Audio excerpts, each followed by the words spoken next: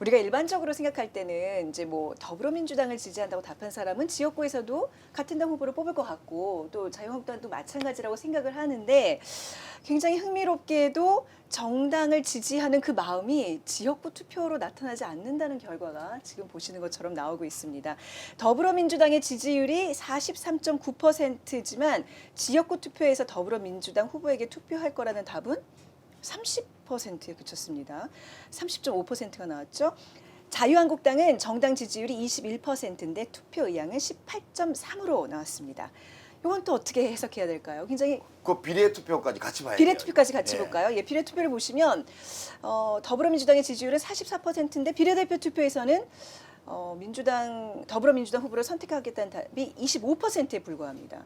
대신 정의당이 12%로 정당 지지율이 8.5%였는데 그걸 또 훨씬 뛰어넘었어요. 자, 이런 결과를 어떻게 해석을 할 수 있는지. 우선 전문가들은 이 현상 어떻게 보세요? 재밌는 결과죠. 예. 예. 그러니까 뭐 네. 저는 두 가지 정도 말씀드리고 싶은데요. 일단은 하나는 시기 효과는 분명히 있을 거예요. 그러니까 아직 지지 정당을 선택하는 문제하고 아직 선거가 말씀하신 대로 한 몇 개월 남아 있고 사실 후보도 지금 안 정해져 있고 뭐 룰도 안 정해져 있고 아무것도 안 정해져 있는 이제 그런 상황이기 때문에 좀 지켜보겠다라는 응답이 사실 많을 수밖에 없는 시점이라는 거 이제 그거 하나 하고요. 이제 그럼에도 불구하고 어쨌든 요번 데이터는 사실 정부 여당 쪽에서 좀 신경 쓸 대목이 있다고 생각을 하는데 네. 지지 정당에서는 어쨌든 지금 한 40%가 넘는 사람들이 더불어민주당을 지지한다고 답을 했는데 그럼에도 불구하고 뭐 지역구 투표나 비례 투표나 보면 사실 계속 줄거든요. 근데 그거에 비해서 지금 자유한국당 지지율은 21, 18, 16. 저건 사실 굉장히 결집도가 예. 저 지지자들은 투표에서 무조건 찍겠다는 그 강도가 굉장히 강한 거잖아요. 이제 그랬을 때 지금 이제 더불어민주당 지지층에서 저렇게 이제 투표율에서는 좀 이렇게 떨어지는 것이 그러니까 어떻게 보면 합리성의 결과일 수도 있겠지만 네. 또 하나 사실은 지금 지지하고 있는 분들이 지금 정부 여당에 대해서 뭔가 이렇게 비판적인 어떤 여론들, 비판적인 생각들이 이제 반영된 결과일 수 있다는 점이 저희가 연금을 좀 생각해 볼 필요가 있다고 생각이 네. 들어요. 저희가 맨 앞에는 그 정당에 대한 어떤 선호도 같은 거고요. 요 시점쯤 되면 구체적으로 이제 지금 예비후보 등록들도 시작했잖아요. 그러니까 내가 더불어민주당을 지지를 해요. 또 지지하지 않더라도 상대적으로 더 호감을 갖고 있어. 네. 그러긴 해도 거기 있는 현역원들이나 후보는 내가 좀 싫어해요. 그러니까 제 지지율이 떨어지는 이유는 네. 나는 이 당에 다른 사람을 지금 찍으려고 준비 중에 있습니다. 정치 신인일 수도 있고 네. 하여튼 그 현역원은 내 못마땅합니다. 이런 게 반영되어 있기 때문에 대개 저건 좀 낮은 거예요. 근데 지금 자유한국당은 슬프게도 저 수치가 좋은 게 아니라 이미 떠날 사람들은 지금 다 떠나서 지금 이 당에 없어요. 그러니까 지금 저 남아있는 분들의 결집적 충성도가 높아도 네. 절대 지가 이미 지금 바깥에 있는 거예요. 아까 말했지만 보수정당의 전성기 때는 45% 가던 게 반으로 쪼그라져 있기 때문에 저거는 뭐 이미 이제 그 자유한국당에 대한 비호감도가 너무 높아서 차마 찍을 수 없다. 저는 깜짝 놀란 게 비호감도가 한때 그 갤럽에서 발표한 거 보면 5배까지 간 적이 있어요. 근데 제가 선거를 해보면 호감도 대비 비호감도가 2배가 높으면 거의 당선되는 경우를 제가 본 적이 없어요. 그러니까 예를 들면 호감이 갑니다 20%, 호감이 가지 않습니다 40%. 이 거의 낙선이거든요. 반대로 40대 20은 거의 당선이에요. 그러니까 지금 3배 넘고 5배까지 가고 막 이랬다는 거는 정말 얼마나 지금 그 어려운지를 지금 보여주는 겁니다. 요 대목에서는 내가 박승민 대표하고 각을 한번. 좋아네. 땡긴다. 갑자기. 두 분만 하시면 되는데. 각을 세우는 데 갑자기 긴장도가 높아지네. 지난 지방선거에서 그 지방선거 때 저는 자유한국당이 최악이었다고 생각합니다. 그때 자유한국당이 뭐 지금 얘기한 대로 탄핵에 대한 반성도 제대로 안 되고 대선도 지고 그랬는데도 그대로 뭐 이렇게 가서 여론조사 지지율을 보면 그 지방선거 이전에 자유한국당이 딱 저 수준이었어요. 근데 투표를 실제 해서 결과로 난 그 득표율을 보면 네.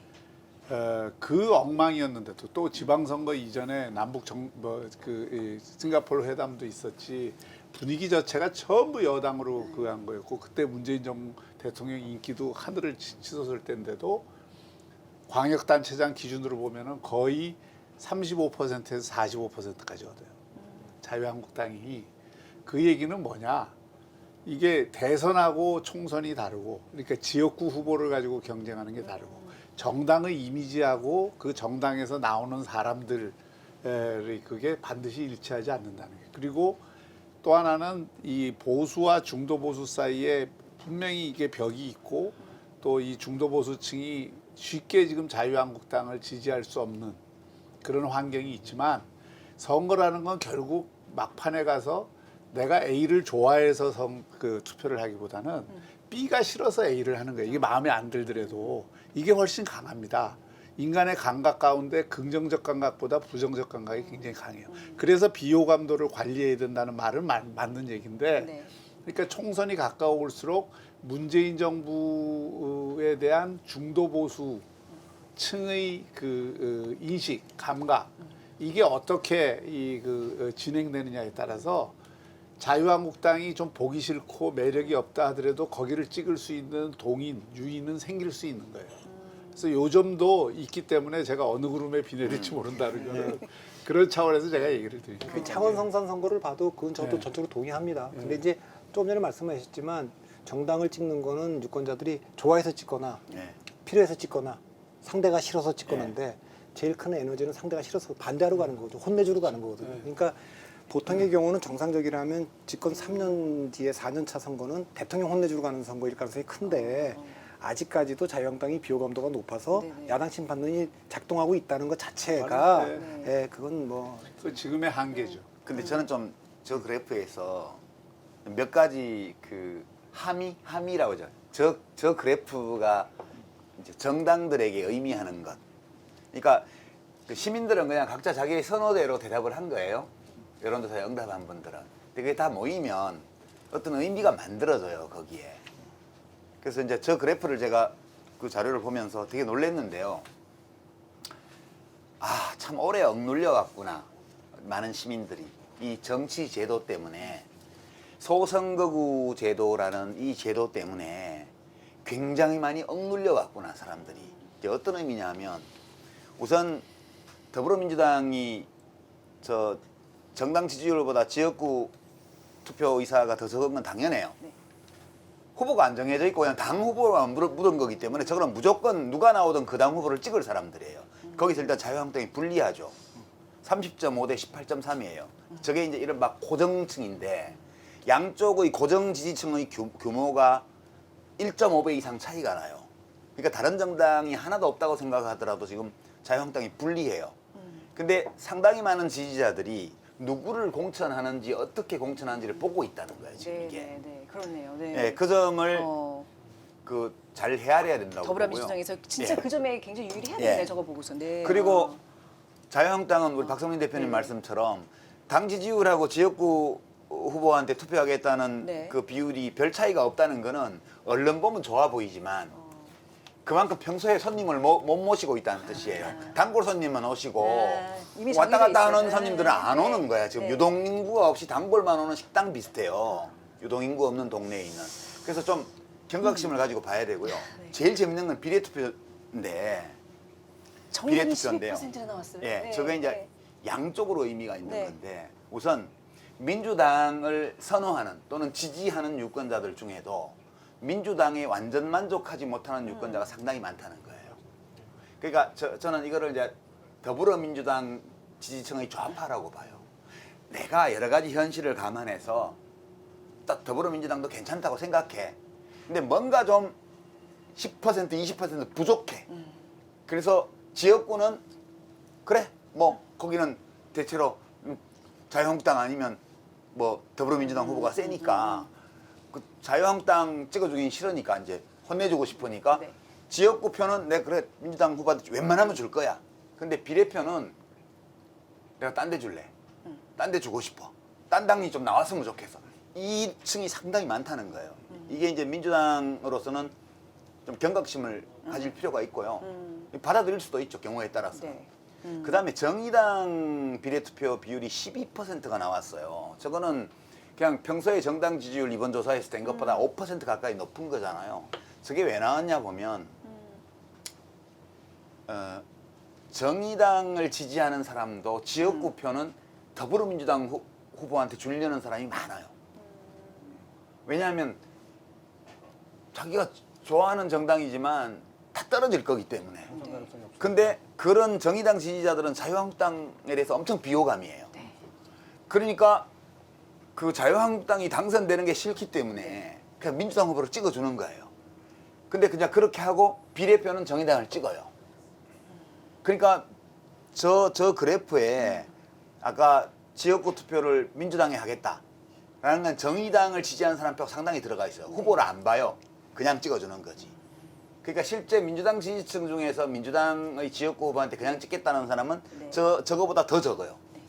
반면에 민주당 지지층 중에서도 민주당보다는 좀 다른 컬러를 가진 새로운 진보 정당의 출현을 기대하는 유권자가 꽤 네. 많다는 거예요. 그래서 저것 때문에 민주당이 우리 표를 뺏긴다 이렇게 생각하면 안 돼요. 지금 이 소선거구 제도 때문에 과분한 지지를 지역구 선거에서 받아온 게 확인되는 거거든요. 그래서 저는 정의당뿐만 아니라 네. 녹색당도 진입장벽을 넘을 가능성이 생겼다고 봐요. 사람들이 네네.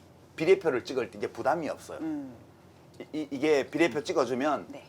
그 비례표 찍은 만큼 50%라도 연동이 돼서 만약 연동형 비례제가 통과된다면 네. 그러니까 가감없이 찍어주는 거고 제가 볼 때는 소수 정당들이 비례표에서는 약진할 가능성이 생겨요. 그리고 이제 이게 장기적으로 이렇게 가게 되면 한국 정치에 아주 완강했던 양당 구도가 다 허물어지지는 않겠지만 네. 한쪽 구석들이 좀씩 깨질 가능성들이 네, 네. 이제 보인다. 저는 저 세 번째 거를 꼭 저게 네. 정의당이 아닐 수도 있어요. 저 12%가. 네. 다른 정의당 말고도 할 만한 다른 신생정당이 생기면 글로 갈 수도 있는 표예요. 그래서 아마 그런 소수 정당들의 연동형 비례제에 대한 어떤 갈망이랄까 열망이 좀 크지 않을까 싶은데 저 다음에 그걸 갈까요? 아니면 넘어가요? 자 다음 걸로 가도록 하겠습니다. 건너뛰는 것도 건너 있네요. 아, 건너뜁니다. 좋네. 예, 좋네. 예, 예. 좋네. 좋아요. 많이 이렇게 쭉쭉 건너뛰기. 좋아. 자 이번에는요 연령별로 지역구 후보에 대한 투표 의향을 살펴봤습니다. 자 특히 눈에 띄는 응답층이 20대인데요. 내년 선거에서 지역구 후보에 대한 투표 의향을 묻는 질문에 20대 응답자의 66.1%가 아직 결정하지 못했다 혹은 모르겠다라고 답을 했고요. 30대도 절반 이상이 이렇게 답을 했습니다. 반면에 40대는 37%, 50대는 31.6%, 또 60세 이상은 38.1% 정도만 결정을 못했다고 답을 했습니다. 자, 여기 보면 2030 세대에서 이렇게 지지 내지 투표 보류 경향이랄까요? 이런 게 두드러지는 이유 뭘까요? 사실 그동안은 20대의 투표율이 굉장히 상승세를 보여서 그게 굉장히 주목할 일이었는데 이번엔 좀 이렇게 나타났습니다. 이거는 이제 네. 그 투표율이 아니라 어떤 정당 후보에 투표하겠냐는 거니까 지지 성향을 보여주는 건데 네. 이 표에서 사실 가장 특징적인 거는 그 20대의 물론 뭐 자유한국당 지지율도 형편없습니다만은 이 민주당 지지율이 19.3%밖에 안 된다는 거. 이거는 전통적인 그 세대의 지지 성향에서는 좀 일탈을 한 거라고 볼 수 있거든요. 네. 그리고 그러면서 66.1%가 미결정으로 이렇게 돌아섰다는 것은 사실 현 정부의 정책에 대한 그 20대들의 그 비판적인 태도, 네. 그 가운데에서도 20대에는 남녀 간의 지금 갈등이 상당히 큰 것으로 보이는데 20대 남성이 그 문재인 정부에 대해서 대단히 비판적입니다. 그런 것들이 일정하게 좀 반영이 됐다. 그래서 20대하고 30, 40대는 확실히 좀 다르다. 특히 30대도 저 35세를 네. 기준으로 해서 이제 전반부하고 후반부를 비교해 보면 30대 후반부터 40대 후반까지는 확실하게 이 정부의 가장 강고한 지지층이고 거기에 이제 직업적으로 보면 화이트 칼라, 사무직 그리고 비교적 상대적으로 오히려 중산층에 가까운 층들이 이 그 문재인 정부 지지층으로서는 가장 강고한 지지층이거든요. 그러니까 그거는 그대로 반영이 되는데 20대의 일탈 현상은 분명하게 보이는 것 같습니다. 저거는 이제 제가 주목해서 봤던 거는 20대가 2010년 이전에는 투표율이 굉장히 낮았어요. 그 뭐 네네. 총선 되든 지방선거 네네. 할 거 없이 거의 투표를 안 했고 그랬는데 이제 저게 그 반등하기 시작한 게 2010년부터거든요. 네. 2010년 지방선거부터인데 2009년에 노무현 대통령이 이제 비극적으로 죽음을 맞이했는데 그래도 2010년 첫 번째 맞이하는 그 선거에서 굉장히 뭐 많은 그 셀럽들 연예인들까지 포함해서 투표 동료 운동이 있었어요. 그리고 그게 이제 2010년부터 20대, 30대, 40대 투표율이 반등하기 시작하면서 그때부터 보수 정당이 요 20대부터 40대까지 단 한 번도 정부 단위 선거에서 이겨본 적이 없어요. 그때부터 지금까지 모든 선거를 네. 졌어요. 예, 그래서 이게 계속 올라오다가 지난 대통령 선거 때는 20대가 굉장히 높은 데까지 올라왔습니다. 네. 이거는 뭐 사상 유례 없이 올라왔는데 그러니까 오히려 3, 40대보다 더 더 높은 높이까지 선거의 올라왔어요. 예. 투표율을 보였죠. 평균 네. 투표율에 그 평균 투표율에 거의 수렴했어요. 예, 예. 그런 적이 없어요. 예. 그거 뭐 굉장하게 나왔고 촛불 집회에 대한 기대도 그만큼 컸다고 네. 봐야 되는 거예요. 근데 내년 총선에서 투표할 생각이 있으십니까? 라는 질문에는 지금 보십시오. 20대는 59%밖에 안 나왔어요. 반드시 투표할 것이다라는 그 질문에는요. 그 이후에는 다 이제 70이 넘고 이제 심지어 60대는 84%가 되는데 왜 그럴까요? 그 3, 40대 투표율을 넘어섰던 그 20대 투표율이 왜 이렇게 현저하게 나타나는지 여기에 대해서 조금 더 계속 얘기를 나눠볼까요? 2016년도 네. 이제 그 탄핵 그 즈음에서 그리고 이제 대선 앞두고 이제 조사를 해보면 저 투표 의향 같은 네. 경우 거의 이제 사실 저 그림이 굉장히 일반적인 그림이었죠. 나이 든 세대가 이제 투표 의향이 높고 20대가 낮은 게 그 이전까지 일반적이었는데 2016년도, 17년도 조사를 보면 그때 20대가 다 역전을 해요. 그러면서 적적 투표 소층이 이제 그 20대가 늘어나면서 그러면서 이제 뭐 선거 혁명이 네네. 가능하다 뭐 이런 네. 표현까지 나왔었고요. 근데 사실은 대선 막바지 선거운동 가면서 이제 그런 게 조금씩 줄기 시작을 했고 지금 요번에 이제 그 투표 의향이 저렇게 떨어지는 거를 보면 사실 그때 이제 굉장히 큰 기대감과 어떤 자신감과 이런 게 같이 버무려지면서 막 투표장에 나갔었는데 그 이후에 이제 어떤 보여진 어떤 정치의 모습 그러니까 이 부분이 사실 그 기대를 충족시키지 못한 거 좀 그런 거에 대한 어떤 네. 실망의 결과가 아닐까? 아까 전에 우리 박 교수님이 말씀하셨던 이제 어떤 20대 남성들의 그 이번 정권에 대한 그 지지가 좀 낮다는 점, 그게 또 전공이시라면서요? 그거에 대해서 뭐 책도 쓰시고 그러니까요. 왜 그런 거예요? 저도 그 이 부분이 참 궁금했거든요. 단순히 그 남녀 어떤 그런 젠더 문제 때문인가요? 일단 젠더 문제가 있고요. 네. 그러니까 네. 젠더 문제가 그러니까 지금 20대 남자들은 자기들이 강자라고 생각하지 않거든요. 네, 그러니까 네, 네. 사회적 약자, 여자들에 대비해서 취업이나 대학 입시나 이런 경쟁에서 밀리고 있는 약자라고 보는데 지금 문재인 정부 혹은 이제 좀 진보 세력은 사실은 자신들이 약자인데 오히려 강자인 여자 편을 든다라는 좀 그런 인식에 그래서 젠더 이슈하고 어떤 그 권력의 문제가 만나는 지점에서는 굉장히 극도의 반감과 분노를 표출하거든요. 네. 그러면서 사실은 저 아까 지지율에서 20대 지지율이 이제 그 더불어민주당 지지율이 이제 상대적으로 떨어지는 네. 게 사실 정당 지지뿐만이 아니라 좀 국정 지지율도 마찬가지예요. 20대 국정 지지율이 30, 40대보다 낮거든요. 근데 그 중에서도 사실 20대 남자들의 어떤 그 지지율이 여성에 비해서 굉장히 떨어지고요. 반대로 여성은 굉장히 일관된 진보적 성향 이게 계속 강화되는 추세였고 네.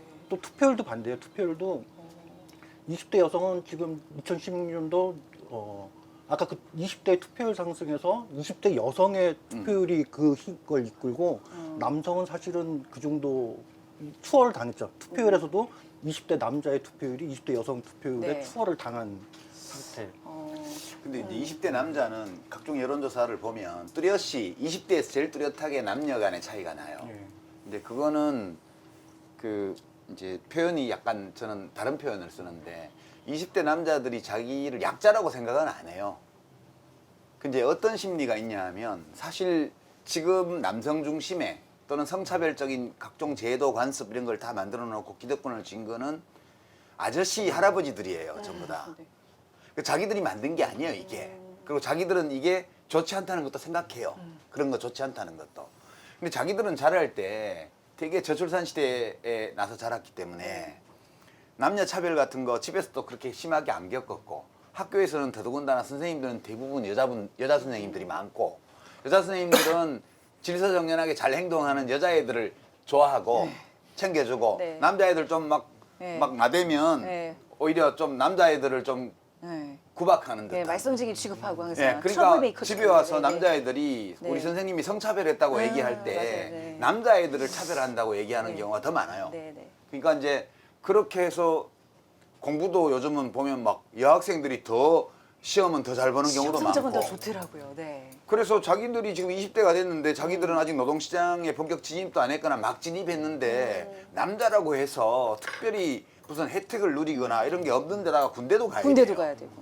그런데 나오니까 뭐 페미니즘, 뭐 성평등 하면서 남자들이 기득권자 가해자인 것처럼 막 도매금으로 하니까 네.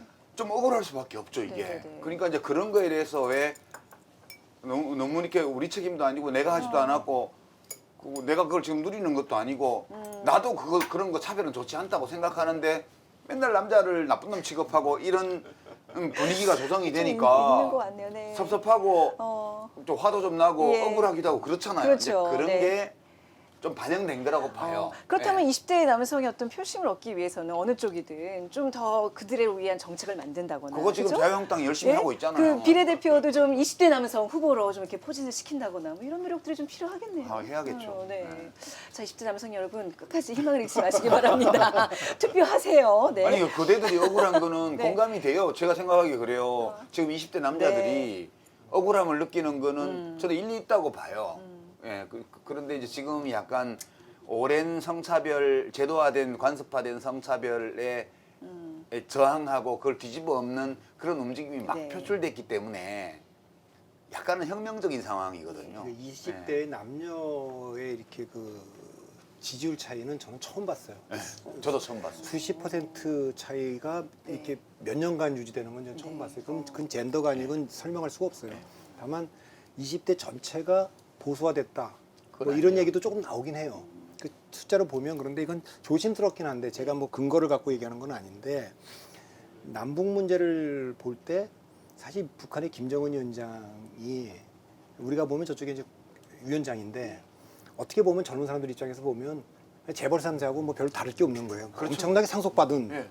그게 뭐 이를테면은 뭐 있잖아요. 제가 저쪽에 보기에도 재벌 3세하고 하나도 다를 게 없어요. 예, 그렇게 보이기 때문에 그런 것도 조금 반영될 가능성이 네. 있다 저는 그렇게 봅니다. 네. 그 20대, 30대 초반까지 이 정치 성향과 관련해서는 저는 그게 조금 아이러니컬하다고 생각하는데 사실 그 세대가 우리 사회에서 경제 발전이 가장 이 궤도에 올랐고 민주화가 본격적으로 진행된 그때 어린 시절을 쭉 그 경험한 사람들이거든요. 그러니까 한마디로 굉장히 그 자유의 세대예요.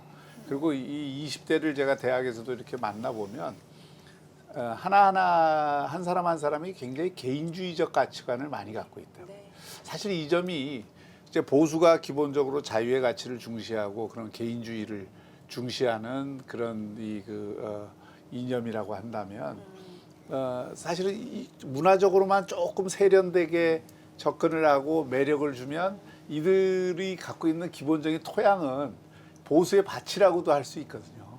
근데 그걸 지금 못 하는 거예요. 왜냐하면 보수 정치인들이 대부분 60대 이상의 그 젊은 감각을 이해하지 못하는 그런 어떤 그 정치인들로 꽉 채워져 있고 또 지금 그런 어떤 어떤 의미에서는 그 옛날의 그 보수층들은 개인주의적 가치관보다는 집단주의적 가치관을 다른 측면에서 또 갖고 있는 네. 그게 있어서 네. 한마디로 젊은 말해서 사람들의 개인주의적인 가치관과 박 교수님 너무 아름답게 표현을 하세요. 꼰대 얘기하고 싶은 그렇지. 거지. 그냥 젊은 사람들이 보면 자유한국당 그냥 꼰대예요, 꼰대. 뭐 그냥 매도하지 말고 자꾸 그러니까 매도가 아니고 아, 네. 딱 꼰대로 보인다니까요, 그냥. 그 단어를 꼭 뭐 굳이 부정하지 박형준 않고, 교수님 네. 입에서 듣고 싶으셨던 거죠? 아니 그러니까 교수님은 꼭 그렇게 품격 있게만 말을 해야 돼요. 네. 그러니까 이런 악역은 나한테만 맡기고. 아, 내가 그 얘기 하려고 그랬는데 뚝 튀어나와갖고 지금 아니 내가 한참 기다렸어. 그 말 나오라. 갑툭 튀어하면 안 돼. 자, 내년 총선에서 투표할 생각이십니까? 라고 묻는 질문에 자, 20대 59%였고요. 30대 74.7%, 40대 77.4, 50대 78.7, 60대 이상은 84.4% 나왔습니다. 전체 투표율에 좀 영향이 있겠죠? 20대의 어떤 이런 지금 성향이요? 지금 뭐 네.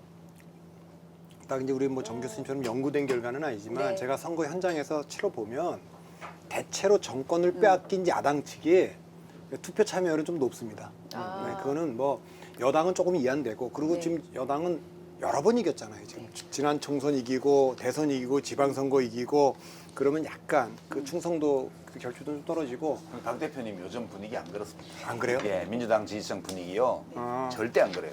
그래서 이제 우리 느슨해지면 안 돼 이런 분위기예요. 근데 전반적으로 봤을 때 지금은 이제 다음번 조사할 때 좀 네. 비교해 보려고 그래요. 네네네. 선거가 임박할수록 맞아요. 정권을 빼앗긴 쪽이 더 결집도가 높아지는 거는 아. 지금까지 그 보편적으로 나타났던 현상이기 때문에 그거는 조금 더 보수 측의 그 투표 결과가 네. 더 좀 높게 나올 가능성은 좀 있다. 그러니까 개연성에 관한 문제. 거듭 말씀드리지만 정치합시다 민심 폭차의 바로 관전 포인트는 매달 달라지는 매달 여론조사의 달라지는 그 추이를 봐야 될것 추이를 같아요. 살펴보는 겁니다.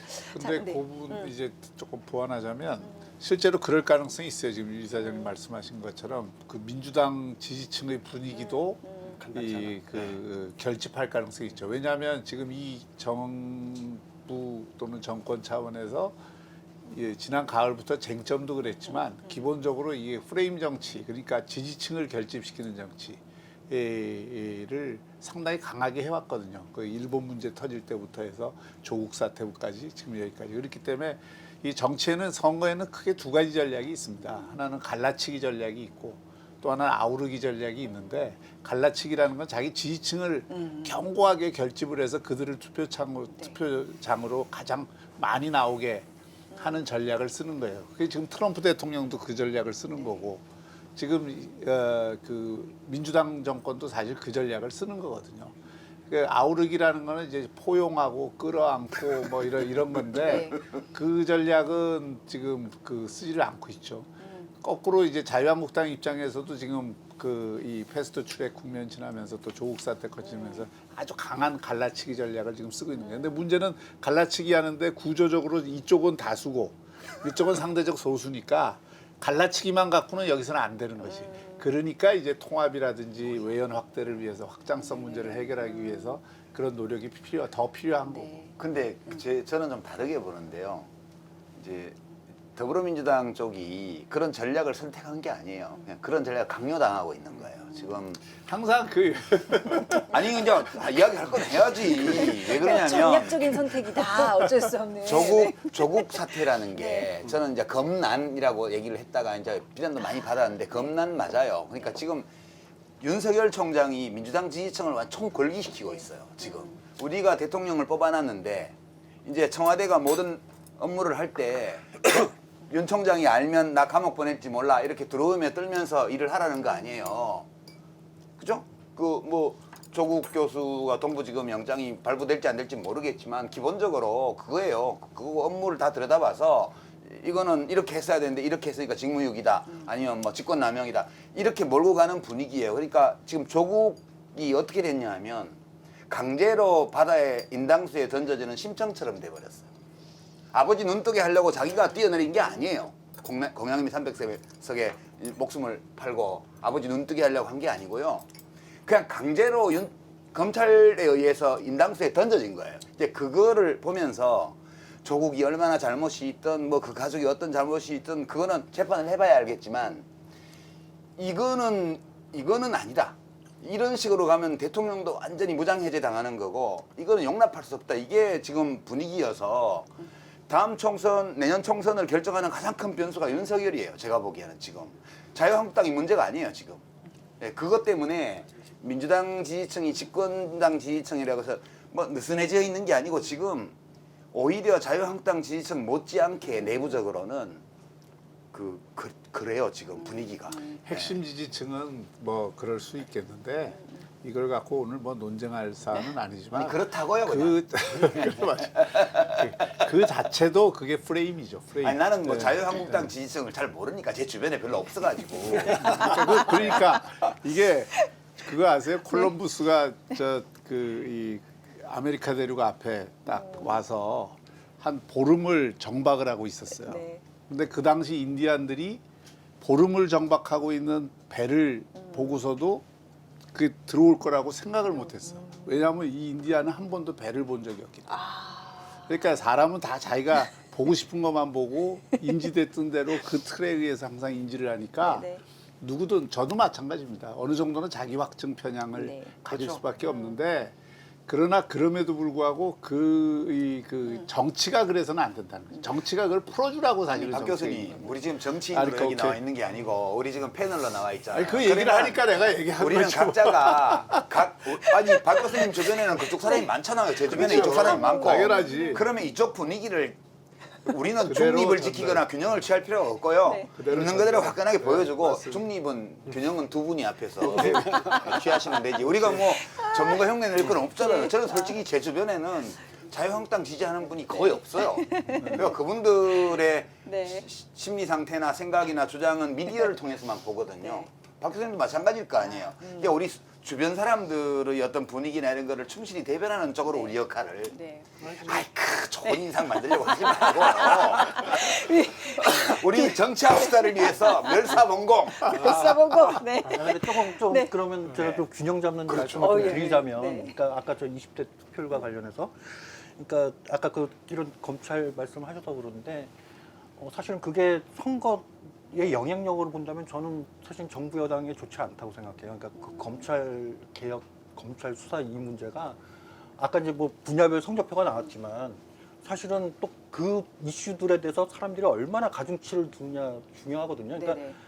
국영수하고 과학 뭐 여러 과목이 있는데 똑같은 100점이라도 100점이 아니라 사람들이 중요하게 생각하는 과목들이 있잖아요. 근데 그렇게 놓고 봤을 때 과연 지금 검찰 개혁이나 이것이 보통 사람들한테 이제 어떤 순위로 다가오는지. 중요한 우선순위냐 사실은 그렇지는 않은 것 같고요. 네, 네. 그러니까 특히 우리가 관심을 두는 중도층이나 부동층 그리고 지금 사실은 20대 같은 네. 경우는 검찰 개혁 이슈에 대해서 상대적으로 그런 관심이나 이게 많이 떨어지거든요. 맞아요. 그러니까 가령 저런 사람들을 다시 정치로 돌아오게끔 만드는 데 있어서는 네. 사실 이렇게 검찰 수사를 가지고 막 이념적으로 진영적으로 대결하는 것이 사실은 소모적이기도 하고 좀 오히려 마이너스가 되는 좀 그런 점은 좀 생각해볼 네. 필요가 있는 것 같아요. 제가 요거 한 번만 읽겠습니다. 네. 자, 20대 투표율을 그 총선별로 좀 나눠보면요. 16대 총선에서는 36.8, 17대는 44.7, 18대 총선에서는 28.1%, 19대 총선에서는 41.5, 20대 총선에서는 52.7%, 그리고 19대 대선에서는 무려 76.1%의 투표율을 보였습니다. 진짜 엄청나네요. 네네. 자, 그러니까 내년 총선에서 20대 투표율 하락이 예상된다는 건데 지금 좀 얘기를 좀 총 정리해 보면 전체 투표율에도 좀 영향을 줄까요?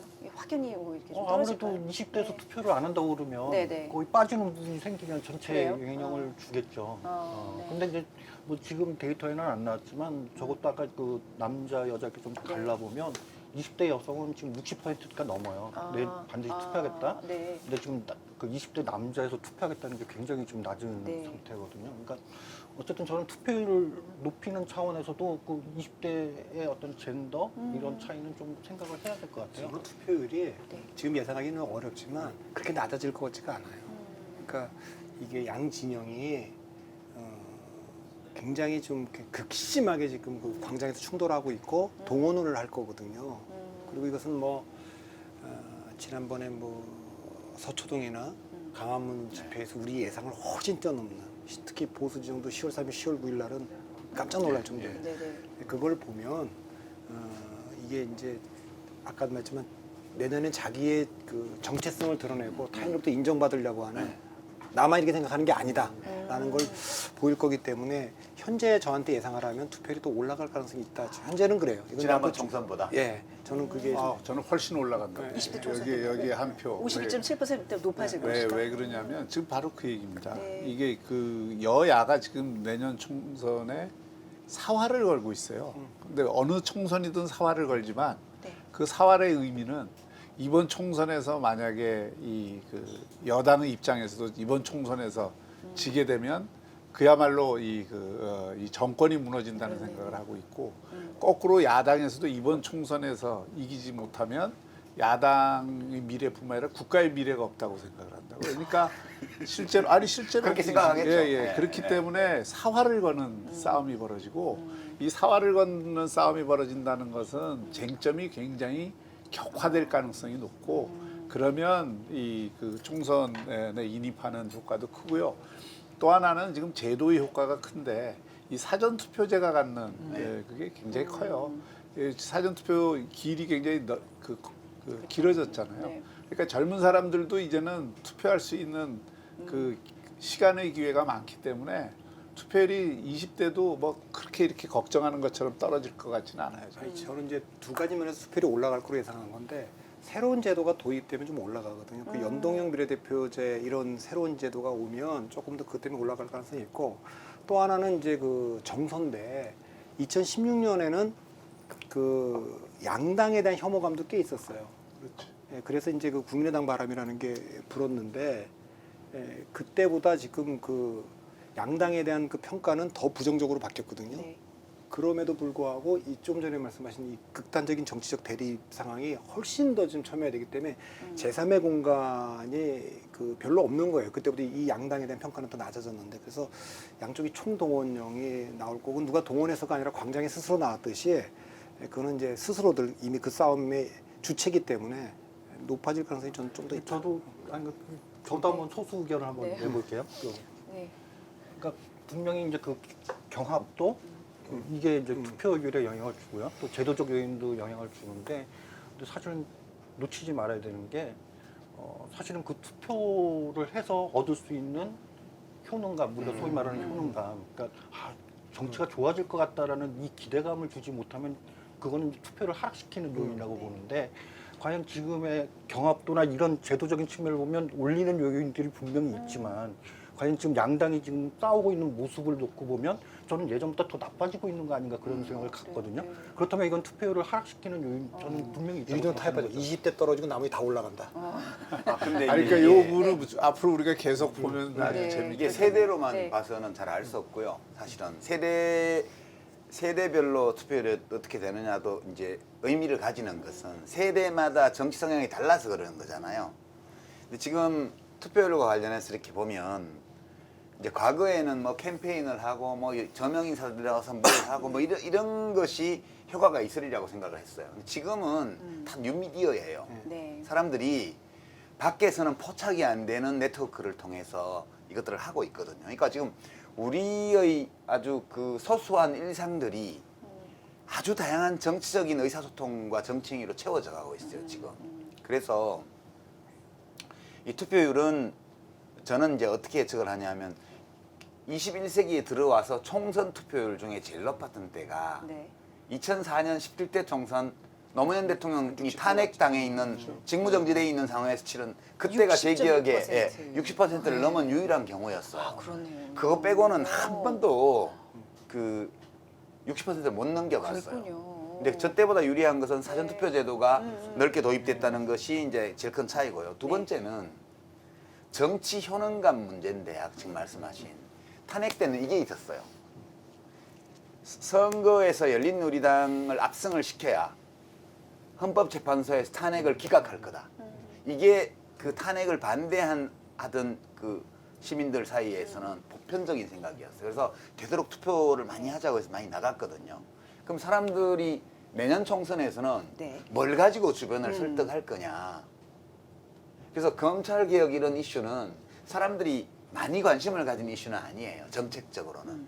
근데 정치적으로 보면 그게 지금 여야 간의 갈등의 중심축이 돼 있어요. 그래서 저는 검찰이 계속 폭주할 거고 앞으로도 이렇게 검찰권을 굉장히 무절제하게 남용할 거라고 봐요.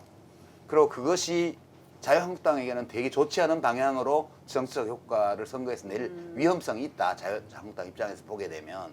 그래서 맨날 고소고발하고 툭하면 청와대 여당 관계자들 검찰이 고발해요. 네. 그럼 검찰은 수사를 해요. 이 메커니즘을 지금 자유한국당이 단기적으로 약간 꿀 빠른 효과가 있어서 하는데 이게 독될 거다 저는 그렇게 봐요. 네. 그게 투표율을 올리는 잠재적인 요인이 얼마나 갈지는 몰라도. 네. 네. 자, 이번 여론조사에서 또 눈에 띄는 결과 중에 하나가 바로 부동층의 규모입니다. 자, 일반적으로 이제 부동층이라고 하면 마음 갈 곳을 정하지 못하는 이제 갈대 표심? 그죠? 갈대 표심? 네. 막 이런 네. 근데 이제 왜 유동층이라고 하기도 하고 이 용어 정리를 좀 한번 해야 될 것 같아요. 어느 게 맞는 거예요? 뭐 둘 다 쓰는 것 같고요. 둘다 학술 써요? 논문들 아. 보면 유동층이라고 쓰는 학자분들도 네. 계시고 부동층이라고 쓰는 분들도 계시고요. 그래서 뭐 그 용어가 뭐 이렇게 뭐 어떤 게 맞다 이렇게 말씀드릴 건 없는 것 같고요. 네. 이제 다만 이제 요번 이제 그 조사에서 부동층을 이제 어떻게 정의하느냐. 네. 부동층 뭐 여러 가지 측면에서 정의할 수 있죠. 근데 요번 선거에서는 일단 다음 선거에서 지지할 후보가 있느냐 없느냐. 네. 그러니까 없다는 게 일차적으로 이제 그 미결정 부동층으로 이제 그 정의를 할 수 있고요. 또 이제 지지할 후보가 있다고 하는 사람들 내에서 네. 그 지지하는 후보를 교체할 그럴 의사가 있느냐. 그러니까 네. 지지 후보 교체 부동층하고 아직 그 지지할 후보를 결정하지 못한 네. 미결정 부동층 이렇게 아. 두 집단을 합한 게 아. 요번 이제 그 여론조사에서 이제 네. 그 정의한 이제 내용이 되겠죠. 네. 우리가 지금 여론조사에서 이 부동층을 얘기할 수 있는 거는 이제 패널 조사를 통해서 그 추이를 살필 수 있는 거잖아요. 그렇죠? 그러니까 이게 어떻게 부동층의 민심이 어떤 방향으로 흘러가는지 계속 좀 볼 수 있겠네요, 앞으로. 그러니까 네. 제가 한마디만 네. 첨언을 하면 사실 고정 지지층은 되게 중요하긴 해요.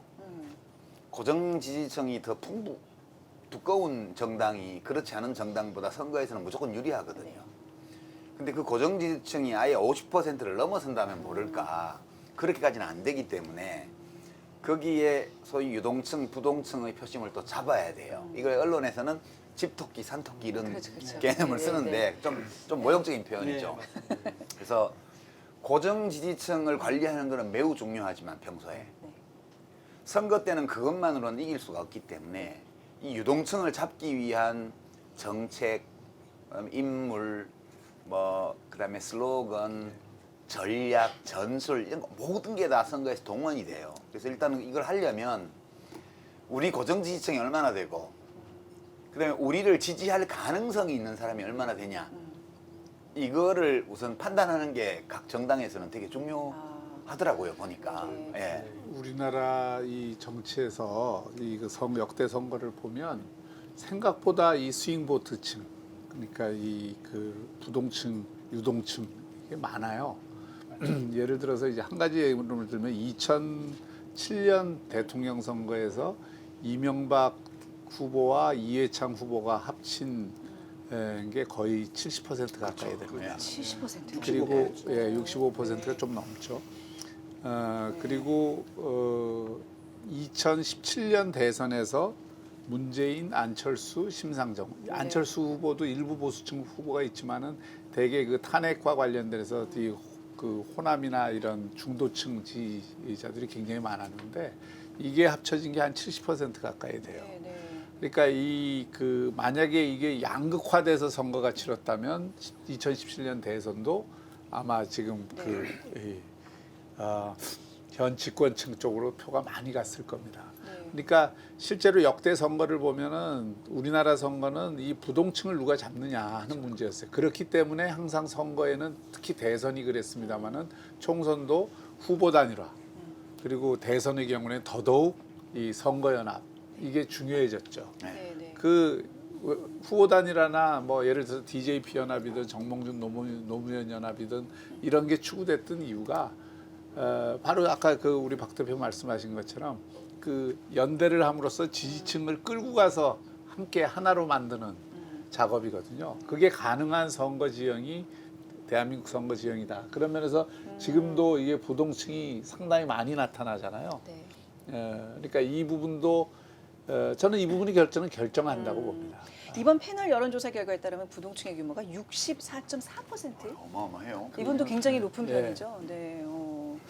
자, 그러면 이제 이 부동표가 막판에 어디로 가느냐에 따라서 이제 선거 판세가 달라진다는 얘기인데 이 시점에서 자유한국당과 더불어민주당 지지자들의 부동층 비율을 또 따로 나눠서 살펴보도록 하겠습니다. 자유한국당에 투표하겠다고 답한 응답자들의 부동층 비율이 더 큰 것으로 나타났습니다. 네, 자유한국당은 부동층이 50.4%, 더불어민주당은 38.2%고요. 바른미래당은 74.2%. 예. 이건 왜 이렇게 나타나는 거죠? 왜 지지 정당별로 부동층의 수가 이렇게 크게 차이가 나죠? 그러니까 일단 뭐 조금 말씀을 드리면, 그러니까 아까 이제 조사에서는 네. 그러니까 자유한국당 이제 지지자들은 네. 비례에서도 그렇고 뭐 이제 그 지역구 투표에서도 거의 일정하게 유지가 네. 되잖아요. 그러니까 그 점에서 어떤 그 지지의 어떤 그 방향 자체는 네. 일관된 거는 사실인데, 지금 아까 부동층 정의를 앞으로 그 지지하는 그 후보를 교체할 가능성이 있느냐, 이런 어떤 그 지지 후보 교체 부동층이 있잖아요. 근데 그렇게 놓고 보면 사실 지금 보수층 같은 경우는 통합 이슈가 걸려 있고요. 그렇기 때문에 사실은 아직은 자신할 수 없는 거죠. 이게 똑같은 현상이 언제 또 나타나면, 지난 2012년도에 이제 뭐 안철수, 문재인 뭐 이렇게 네. 단일화 이게 걸려 있으면 야당 후보, 야당 지지자들은 훨씬 더 이제 그 부동층 규모가 늘어나는 거예요. 단일화 여부에 따라서 달라질 수도 있고, 어떻게 이게 그런 점이 지금 반영돼 있는 결과 아닐까, 이렇게 네. 볼 수 있을 것 같습니다. 그러니까 우리나라가 보면 이제 나라마다 저 고정 지지층과 이제 유동층, 부동층의 구성비가 뭐 시대마다 나라마다 다 다른데, 이게 정치학자들은 그렇게 얘기를 하더라고요. 그 유동성이 너무 높아도 안 좋고 너무 낮아도 안 좋다. 네. 그러니까 고정 지지층이 형성되는 거는 여러 요인이 있는데, 이념도 있고 또 지역도 있고 뭐 세대도 있고 여러 이유로 고정 지지층이 형성이고 나머지 부동층이 되는데, 이 유동성, 모빌리티, 정치적인 유동성이 너무 높으면 정당이 다 비슷해져 버린대요. 네. 이슈 하나에도 막 확확 움직여 다니니까. 그래서 정당들 사이에 구분이 안 되게 된대요. 이제 고정 지지층 비율이 너무 높으면, 유동층이 너무 없으면, 그러면 정당들이 다 자기 가고 싶은 대로 다 가서 통합이 안 된대요, 사회가. 그래서 적정한 수준의 고정 지지층과 적정한 수준의 유동층이 있을 때 정당들이 약간의 안정감을 가지고 생존하면서도 네.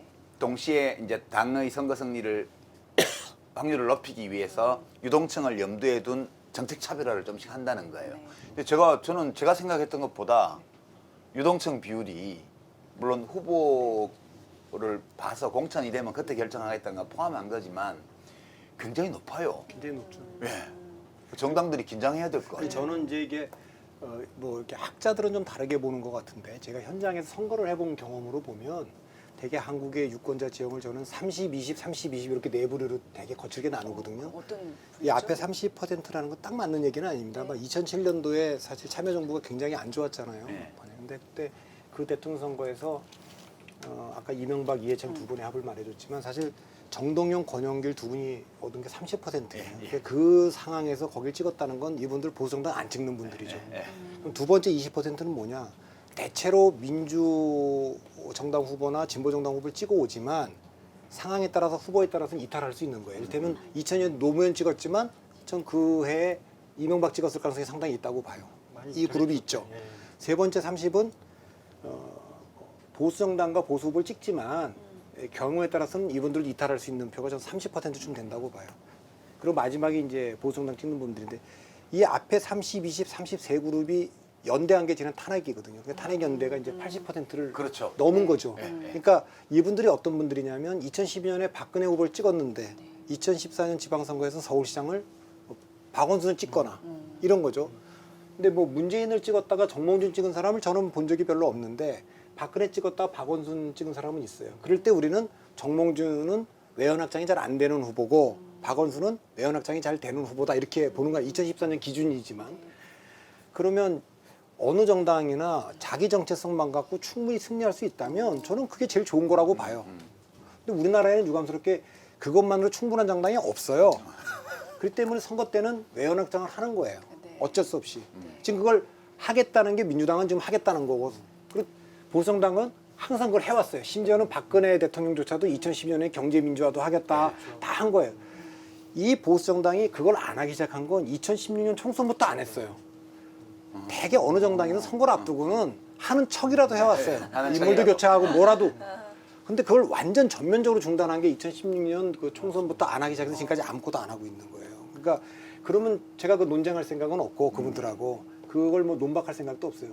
그걸로 충분히 이길 수 있다고 하는 주장에는 제가 동의 못하는 거예요. 네, 그거는 제가 경험도 더 많고 전문가니까 우리나라 유권자들 이렇게 보면 그걸로 충분치 않으니까 이대로 가면 질 겁니다라고 얘기하는 겁니다. 그 보통 이제 선거에서 그 기본 지지층이 있고 그 기본 지지층에 이제 확장된 지지층이 붙게 돼 있는데 기본 지지층이 없는 것도 문제예요. 사실은 우리나라의 제3세력들이 잘 안 되는 이유는 제3지대로는 많이 나오는데 제3지대론이 다 실패하는 이유는 기본 지지층을 확보하지 못하고 있기 때문에. 저 바른미래당도 근데 봐요. 그러니까 그 기본 지지층이라는 게 뭐냐면 우리나라에서는 지역과 세대거든요. 근데 그 지역과 세대는 사실 이념과 연결이 돼 있는 거죠. 그러니까 정확히 얘기하면 지역과 이념이라고 볼 수 있죠. 근데 그 지역과 이념이라고 하는 그 두 축에서 기본 지지층을 갖고 있지 못하면 아무리 그 소위 중간에 있는 중도 또는 부동층의 표심을 많이 잡는다 하더라도 이게 한계가 있는 거예요. 그래서 우리나라에서는 제3지대에 특히 이게 단순 다수 대표제, 소선거구제나 이렇게 위너 테이크스로 한 사람만 이게 전부 먹는 승자독식. 이런 선거, 승자독식 선거에서는 사실 그 제3당이 등장하기가 굉장히 그렇지. 어려운 그렇네. 기본적인 구도가 있어요. 지난번 국민의당이 성공한 것도 호남이라는 데 대해서 그 이 반민주당 기류를 탔기 때문에 사실 어느 정도 입지를 굳힐 수 있던 그건 지역에서 기반을 가졌기 때문에 다시 말하면 기본 지지층을 먹고 들어갔기 때문에 네. 가능했던 거지 그러지 않았으면 성공을 못했겠죠. 아, 네. 자, 이 선거 판도를 결정짓는 부동층 우리 KBS 패널 여론조사를 통해서 계속 또 그 추이를 살펴나가도록 하겠습니다. 그러니까 이분들이 어떤 이슈 때 뭐 때문에 태도를 바꾸는지를 네. 우리 나중에 이제 시계열 데이터를 이렇게 보면서 되게 흥미로울 것 같아요. 다음 달에 네. 또 달라질 수 있어요. 부동층 수가 늘어날 수도 있지만 굉장히 또 성격이 줄어들 수도 있고 재밌을 것 같습니다. 자, 지금 좀 안주가 또 살살 식어가는 이 시점에는 우리가 또 새로운 안주를 하나 시켜줘야 돼요. 아, 예. 제가 약간 아까 준비해 놓은 게 있는데 사장님 저희 다음 안주 메뉴 좀 주세요. 네. 뭐 혹시 뭐 아니 좀 보글보글 찌개가 아, 좀 예. 당기지 않으세요? 우리 너무 그러니까. 젖만 먹어서 좀 느글느글하잖아요. 느글느글한데. 네. 자, 우리 새로운 안주를 위해서 한번 또 아, 이렇게 역시 뭐좀 막걸리로 매콤한 게 계속. 있어야지. 그쵸, 그쵸. 매콤한 찌개를 좋아하실지 모르겠지만, 네.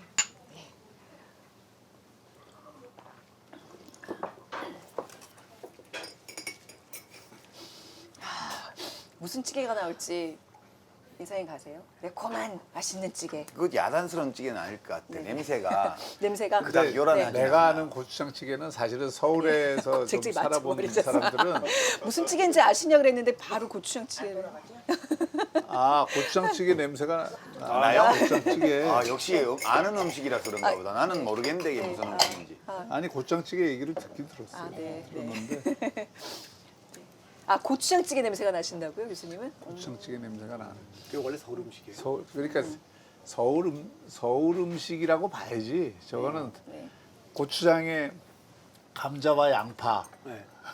이걸 넣고 끓이는 그게 가장 기본적인 거예요. 근데 좋아하시나 봐요. 지금 말씀하시면서 맛있지 침을 않아요? 꼴딱 한번 넘기셨어요. 왜냐면 저 우리가 봤어요. 그거 맛있잖아.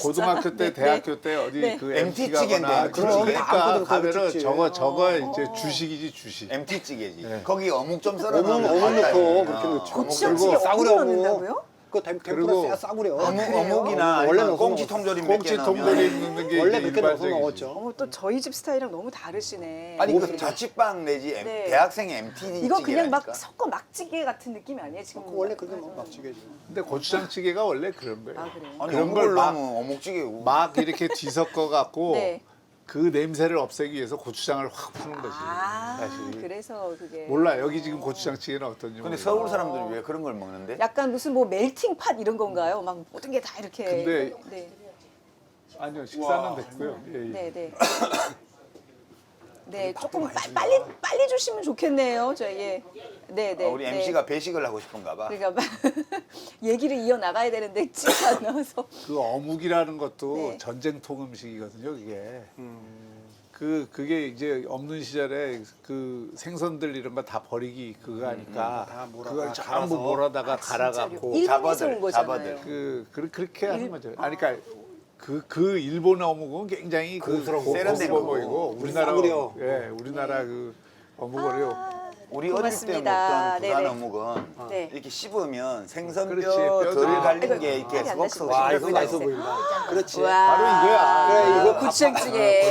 바로 안 바꿔주고 이거 먹으면. 우리 교수님이 냄새로만 그럼 알아맞히신 이제 서울 음식이라고요? 제가 좀 난 이거 서울 떠드리겠습니다. 음식인 거 처음 알았어. 아니 제가 듣기로도 이거 서울 음식이라고 들었어요. 서울 그냥, 음식이에요. 아. 예. 그냥 감자 좀 넣고. 저는 어릴 때 여기다 이제 애호박 어묵, 넣고. 싸구려 어묵을 감자, 쫙 뭐. 넣어서 먹어요. 하고 이게 고추장도 들어가지만 살짝 된장이 들어가야 맛있어요. 그렇죠? 서울에 좀 오래 사셨던 토박이 분들은 아이고 우리 어렸을 때부터 많이 먹었지. 아니, 하면서 전국에 다 먹는 줄 알았지. 이거는 굉장히 대표적인 이거 서울 고기 들었는데 음식이라고 고기 합니다. 네. 고기 들었는데 네. 맛이 한번 좀 맛 좀 보세요. 이게 아마 지금 얼큰하게 네. 굉장히 당기는 지금 이 시점에 이거는 육군의 소고기- 맛이 나는데 육군. 소고기 고추장찌개고 그래 소고기 고추장찌개다. 우리가 없을 때 먹었던 건 꽁치 통조림. 바로 이 맛이야. 엄마가 끓여주던 아, 고기보다는 훨씬 맛있는데. 이게 생각보다 굉장히 간단해요. 그냥 뭐 소고기 좀 넣고 뭐 감자와 애호박 넣은 다음에 뭐 고추장에 조금의 된장을 좀 풀어서 그래 넣어서. 된장도 들었어요. 네. 제가 되게 잘하는 것 같지만 저도 그냥 이론으로만 알고 있습니다. 저희가 이렇게 대표적인 또 서울 음식을 마련한 거는 이제부터 또 서울의 민심을 알아보기 위해서입니다. 지금 민심 포참은 거듭 말씀드렸지만 여론조사를 통해서 총선을 앞둔 각 지역의 민심을 살펴보는데요. 지금부터 본격적으로 서울 얘기를 해보도록 하겠습니다. 네. 네, 다들 맛이 어떠신지. 맛있어요. 네. 아, 진짜 맛있네. 다들 이거 먹기만 하는데. 말이 필요 없는데. 방송이 안 되겠네. 그러니까 생각보다 서울 음식이라 그러면 막 화려할 것 같지만 이렇게 소박한 음식들이 의외로 많다는 거예요. 그러니까 음식 평을 듣지 말고 네. 이 먹는 소리 ASMR을 한 10초간 들려주시면 부탁드리겠습니다. 네. 아우. 네. 네. 이게 30초 동안 소리 내고 먹으래요. 네. 아우 진짜 어이구 걸쭉하다. 한 공기로 안 되겠는데? 아, 그치? 한 더 드릴까요? 드릴게요. 굉장히 좋아하시네요. 두부도 좀 많이 넣어주세요. 네. 이런 건 이거 원래 밥이랑 같이 탁 먹어야 돼. 그리고 따뜻한 밥에 그쵸? 공깃밥에 먹으면 진짜 맛있을 것 같긴 하다. 네. 이게 다른 반찬이 필요 없겠는데 보니까 이거 먹으면 뭐 고기에 두부에 각종 야채 들어서 이거 하나만으로도 든든해질 것 같아요. 인심이 이렇게 좋으세요. 저희가 잘 먹는 모습 보시고 야, 이 건더기를 더 주셨어요. 진짜 다들 너무 잘 드신다. 역시 찌개는 건더기지. 이제 방송을 잊었어 이제. 제가 볼 먹는 때가 거. 좀 됐어요. 방송을 잊은 그대들이요. 네. 이제 아니 왜냐면 얼추 제가 보니까 네. 한 75%한 것 같아. 그래갖고 네. 이제 이제 마음 놓고 마음 놓고 예. 먹는 거지. 이제. 교수님 좀 더 드릴게요. 방송은 뭐 아이 뭐 방송 까이거 뭐. 네. 금강산도 19경이라는데 방송 우리 김대영 단장님이 다 알아서 해주죠. 그러니까요. 우리 서울 토박이 음식도 나왔으니 지금부터 이제 근데 자연스럽게 고추장 된장이 맛이 서울 꽤 들었는데도 얘기를 하도록 하겠습니다. 별로 안 짜네. 두 분은 원래 부산이세요? 부산 아니시죠? 저 부산. 원래 부산인데 저 서울에서 주로 자랐기 때문에. 이제 가도 되죠? 네. 그 물주전자 좀 주실래요? 아니면 물 한 잔만 좀 따라주세요. 그건 술 그거는 아니야? 술이에요. 그건 술이에요. 네. 확실히 물을 보낼라 따라주세요. 그랬더니 내 술을 많이 먹이면 말이 엄청 표현이 과격하게 나오거든요. 그러면 우리 박 교수님이 적응이 안 되실 거야. 나는 적응 못할 일은 없어요. 야, 보기보다 훨씬 맛있네. 여기가 이게 잘한다고. 근데 그냥 와갖고는 안 시킬 것 같은데 그냥 고추장찌개라고. 난 이런 거 시키는데 고추장찌개. 아 그래요?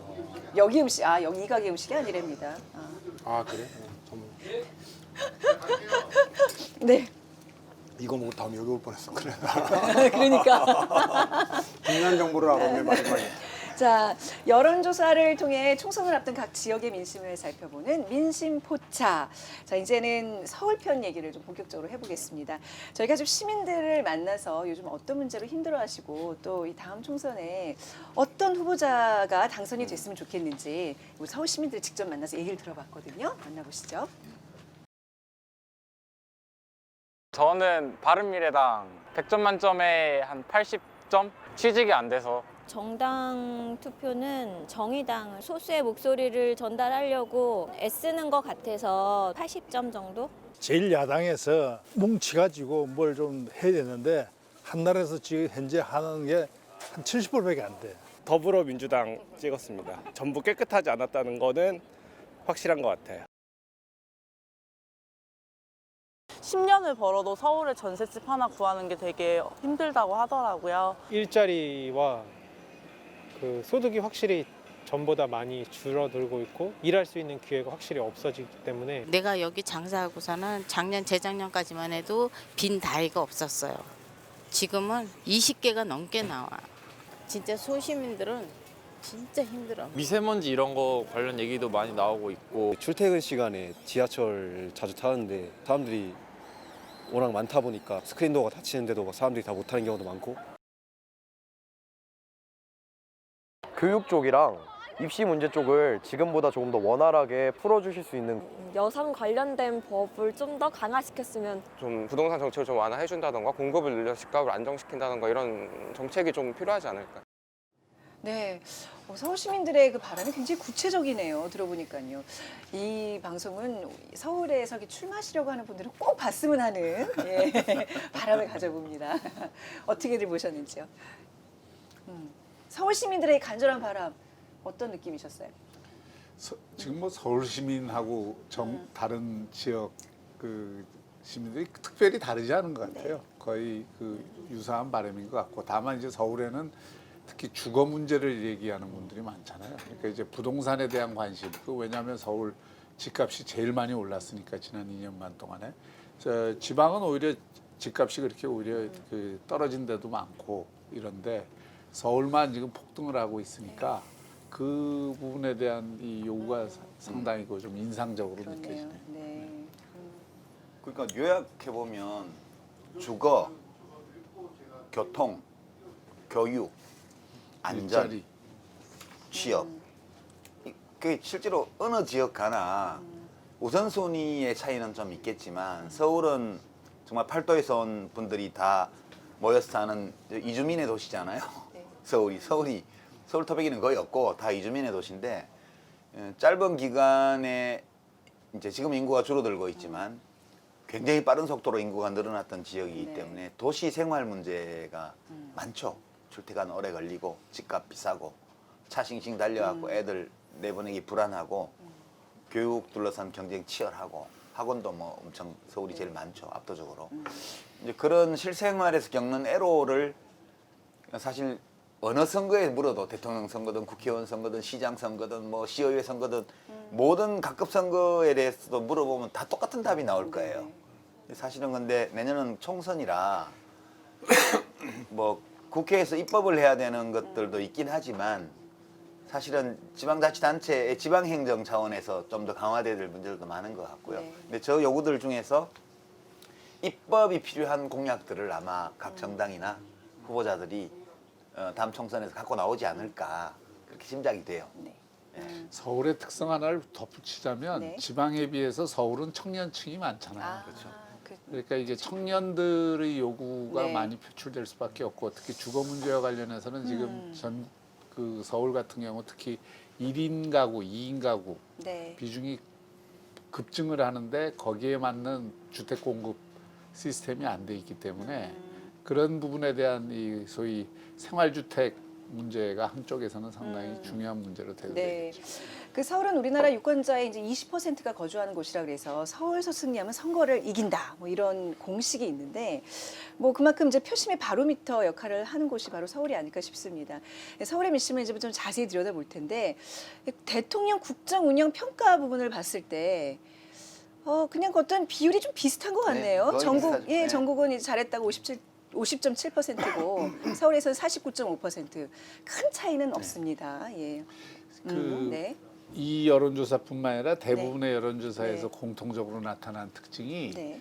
전국 민심과 서울 민심이 거의 유사해요. 아, 네네. 그러니까 서울이라는 게 결국 전국에 있는 사람들이 다 모여서 사는 그리고 세대가 골고루 있는 그런 이 분포를 반영한다고 봐야죠. 네네.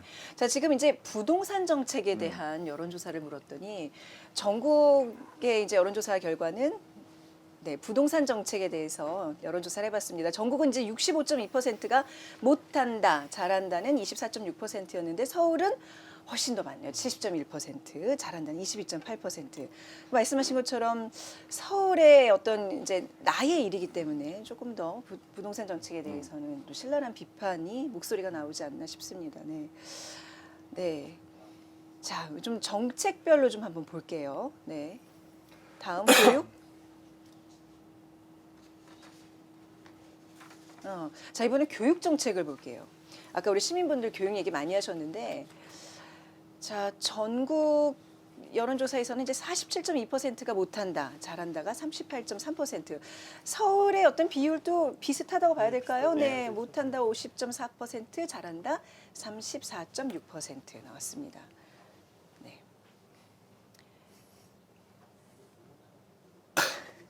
네. 자, 이번엔 복지 정책. 아까 이제 복지 정책은 이제 전국 단위로 봤을 때 잘한다가 많았었는데요. 역시 잘한다 전국은 잘함 64.4%였는데 서울은 잘한다 60.0%. 약간 뭐 이것도 역시 비슷한 예, 전국 민심과 유사한 점을 볼 수 있습니다. 네. 네.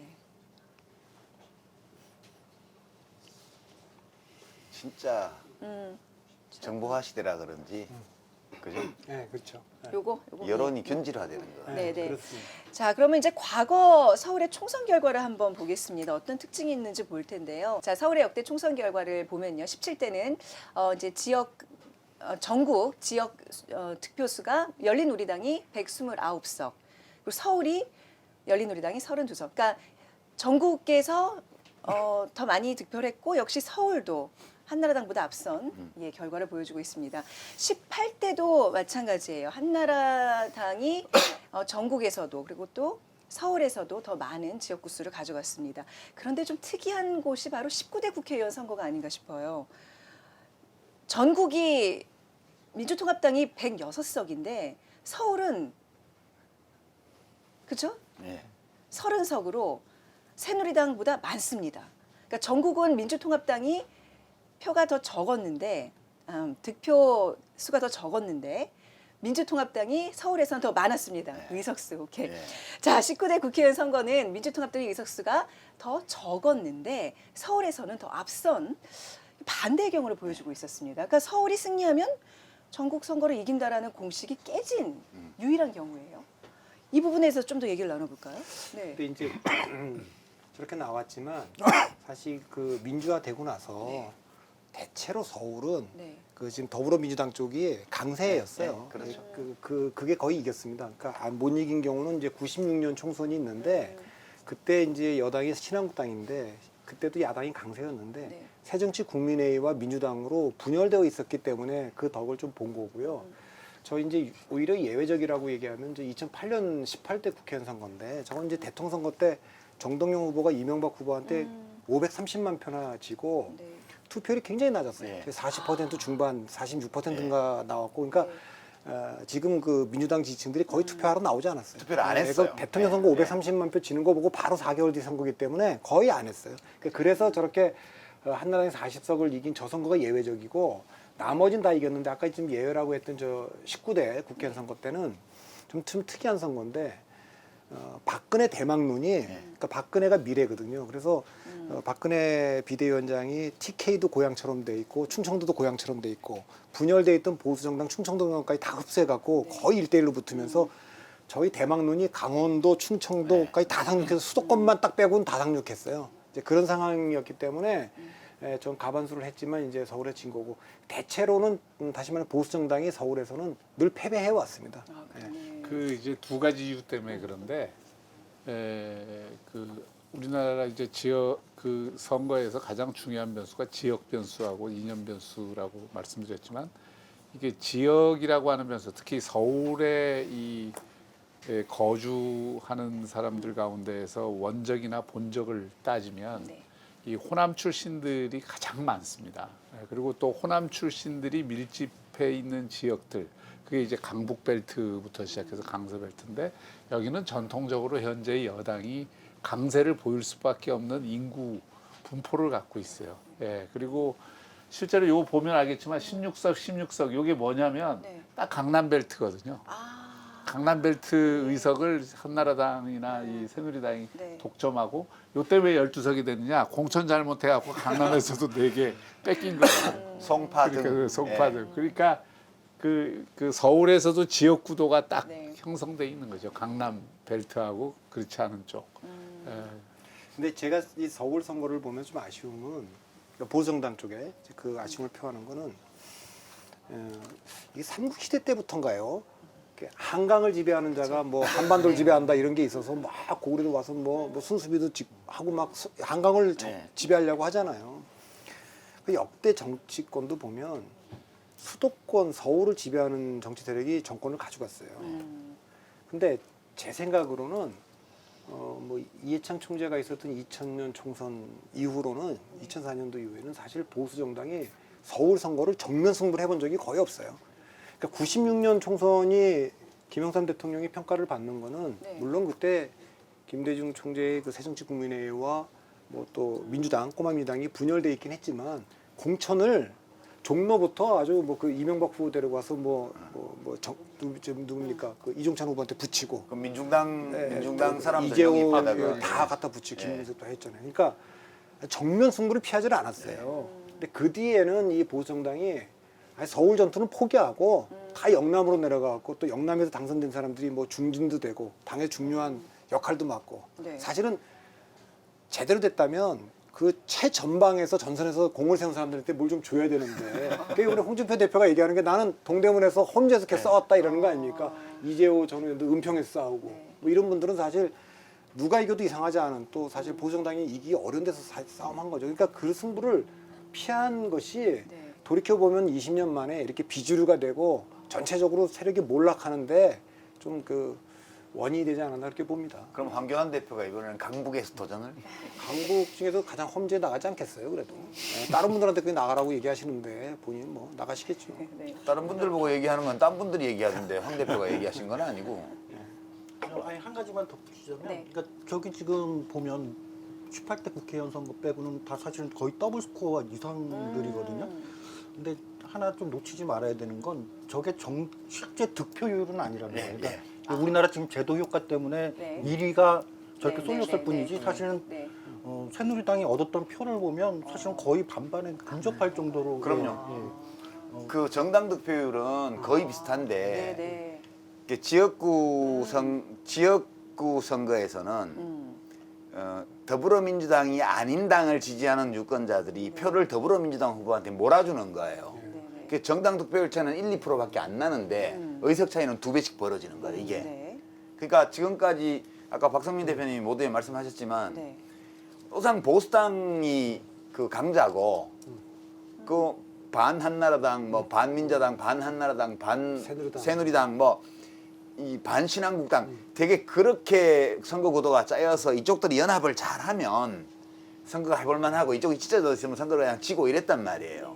근데 지금은 그게 아니고 서울이 전통적으로 그 정당 득표율 차이는 별로 없어도 지역구 선거는 민주당 쪽이 많이 이기는 이제 선거인데 지금은 정당 지지율마저 차이가 크게 나는 상황이어서 정말 특단의 어떤 도전 이런 거 없이는 서울 선거를 굉장히 아마 자유한국당이 어려운 상황에서 맞이하게 될 것 같아요. 이사장님 말씀하신 김에 그 서울의 정당 지지도 한번 볼까요? 따로 있어요? 있습니다. 서울의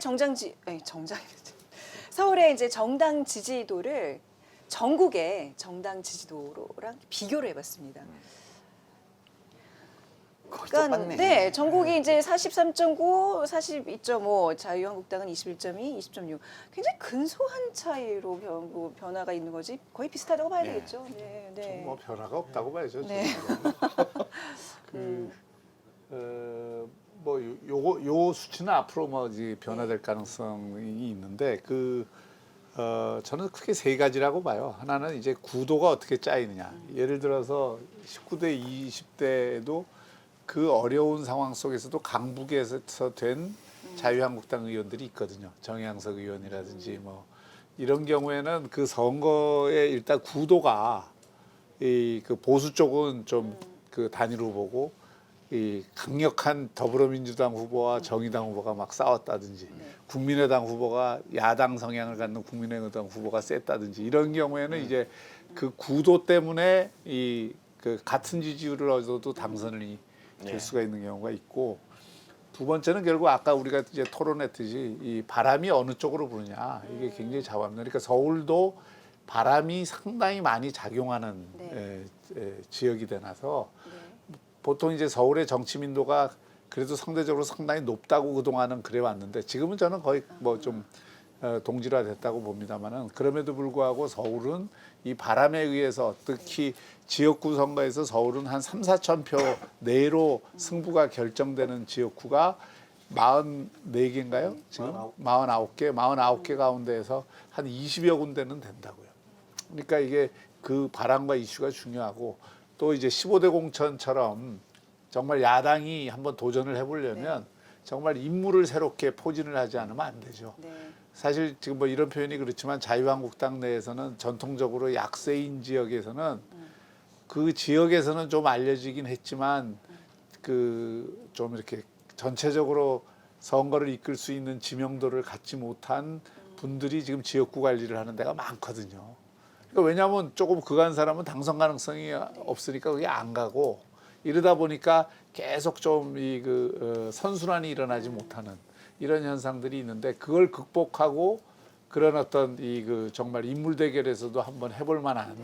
그래서 예를 들어서 오세훈 그 전 시장이 광진구에 일찌감치 내려가서 추미애 장관 후보하고 한번 해보겠다 이런 걸 한 거는 이제 구도와 인물을 경쟁 그걸 만든 거죠. 그런 거를 이제 서울 지역 전체로 확산할 수 있느냐 없냐, 이게 이제 자유한국당 입장에서는 이 관건이 이게 지금 되겠죠. 동남권 여론조사도 보면 저 강남 4구도 옛날만큼의 압도적 우위는 아니거든요. 요거를 다시 한번 제가 짚어드릴게요. 네.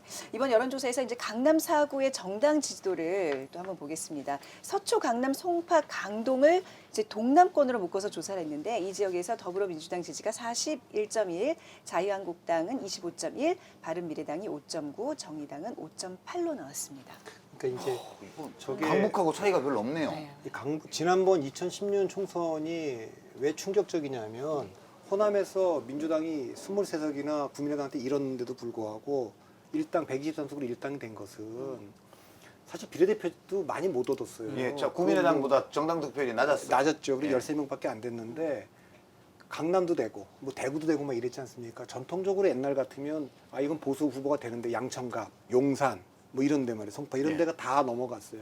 두 가지 이유가 있다고 저는 보는데, 전체적으로 서울에서 3당 합당 구조가 약해지면서 중도 보수 유권자가 이탈을 한 게 하나 있고요. 그래서 이제 지금 대통령 선거나 서울시장 선거나 이런 결과를 봐도 강남에서 더불어민주당 후보들이 상당히 약진을 합니다. 이게 하나 있고, 이 소선구제 특성상 보면 이 그 아파트 재건축 재개발들이 계속되면서 젊은 분들이 계속 유입되는 이제 그 유입이 되거든요. 그래서 이제 그렇게 재건축 재개발이 되기 전에 뭐 단독주택들이나 이런 데서 좀 오래된 데서 보수 지지를 해오던 분들이 아니라, 이게 완전히 신규 아파트 젊은 사람들이 막 대거 들어오면서 보금자리 지구 같은 것들 많이 그런 것이 생기면서, 이제 뭐 거의 그 소선구제에서 전 지역을 서울의 지역구를 지금 변화시키고 있어요. 그거 이명박 대통령 때 한 거 아니에요? 아 그러니까 맞아요. 뭐 어쨌든 그 결과적으로 진보를 그렇게 위해서 돼서 아주 좋은 그 기회를 제공해 줘. 본의 아니게. 아니 그러니까 고마워할 줄 알아야지. 그러니까 강남에 이제 서민 중산층들이 많아졌다. 그걸 좀 요인으로 꼽을 수 있는. 예, 그렇죠. 실제 그런. 근데 지금 서울 전체 지지율하고 비교를 해보면 강남 4구가 나머지 지역하고 차이가 거의 없지 않습니까? 그러면 큰 차이가 없어요. 그러니까 아무리 새로운 인구가 많이 섞여 들어왔다고는 하지만 이렇게 정당 지지율이 서울 전역에 거의 균질화돼 버린 이런 것도 새로운 현상 아니에요? 그러니까 제가 선거를 쭉 이렇게 오랫동안 했는데 80년대, 90년대 강남 서초는요. 심지어는 어떤 경우는 강남갑을 서초갑을 네 분이 정당이 다 다른 적도 있었어요. 아 그래요? 네, 뭐 거기 뭐 어떤 때 박찬종도 있고 김동영도 있고 김동길도 있고 뭐 최병렬도 있고 막 그러니까 인물 항병도 인물 중심으로 딱 중산층이고 뭐 기독교인들도 많고.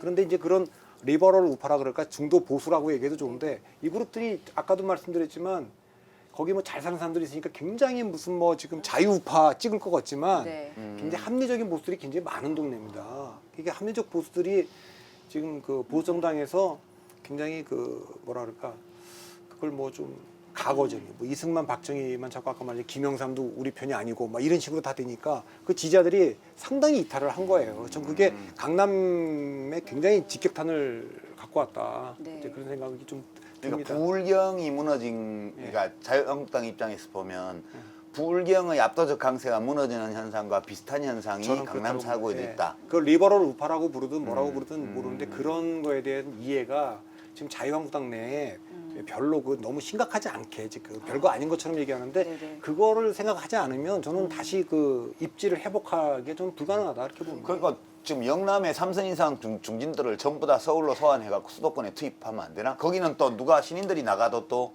당선 가능성이 많잖아요. 그리고 이제 또 하나 이제 그건 약간 다른 얘기인데 네. 이게 보수 정당이 이제 그 강남 벨트를 자기들 뭐 그냥 그 뭐 텃밭이라고 텃밭을 생각하고 생각해갖고 그동안에, 네. 아까도 90년대까지만 해도 여기는 적어도 대선 주자급 아니면은 안 보냈어요. 당 대표 아까 최병렬 제가 얘기하고 막 이런 분들이 오니까 자부심이란 게 있었어요. 근데 어느 날 딱 이거는 뭐 거의 비례대표 보내듯이 보낸 거예요. 매번 선거 때마다 싹 다 바꾸고 네. 초선으로 하고 한 번만 하고 두 번은 안 지키고. 그게 강남에 있는 분들이 아니 이게 뭐 우리가 뭐 언제나 뭐 그 자기들 찍는 줄 아나 보지? 저는 이게 좀 심했어요. 제가 보기에는 네. 물갈이도 막 심하고. 우리를 어떻게 보고? 예, 저는 그래서 그게 사실은 그 일체감을 가지려면 우리가 최고의 인물들 대선제 네. 이런 걸 강남이 한때 그래서 신정치 1번지인 적도 있었거든요. 90년대. 뭐 그렇게 만들어줬어야 되는데 그렇게 안 만들어준 거예요. 그러니까 무슨 여기는 선거 때만 되면 동원해서 우리 당연히 찍어야 될 사람들로 하니까 거기가 뭐 굉장히 그 배운 것도 많고 그러니까 자존심 세고 그런데 그분들조차도 지금 자유한국당으로부터 이탈한 분들이 많으니까 이런 문제도 다 조금 선거 전략 추천에서 다시 한번 봐야 되는 거 아닐까? 인물이라는 측면에서 보시죠. 자유한국당에 컨설팅 하세요? 그럴 리가 있겠습니까? 저를 찾겠습니까? 아니 이제, 그 이제 네. 이런 이야기를 들려줄 수 있는 분을 컨설팅 왜 네. 컨설팅을 뭐 못하겠어요? 그러니까 보수당 입장에서는 강남 벨트를 회복하려고 그러면 어떻게 해야 될까요? 네. 그러니까 강남 벨트를 회복한다. 네. 저는 뭐 이거는 지금 저는 요거를 액면 그대로 읽지는 않습니다. 이거를 이제 액면 그대로 읽으면 민주당이 실수할 수 있어요. 이거보다는 저는 실제는 여전히 강남에 어드밴티지가 있다. 네. 그러니까 또는 프리미엄이 있다고 생각해요. 자유한국당 입장에서. 근데 지금 박성민 대표가 얘기한 그 부분을 자유한국당이 잘 헤아려야 된다라고는 생각합니다. 그게 전체적으로 볼 때 아까도 말씀드렸지만 이 서울이라고 하는 곳의 표심은 이 젊은 층, 특히 20, 30, 40대의 젊은 층이 주도하는 특성이 있어요. 전국적인 민심을 반영하는 것과 동시에. 그래서 그 20, 30, 40대에 어쨌든 매력을 못 주는 정당이나 정치 세력이 점점 자기 입지가 줄어들 가능성이 높은 거죠.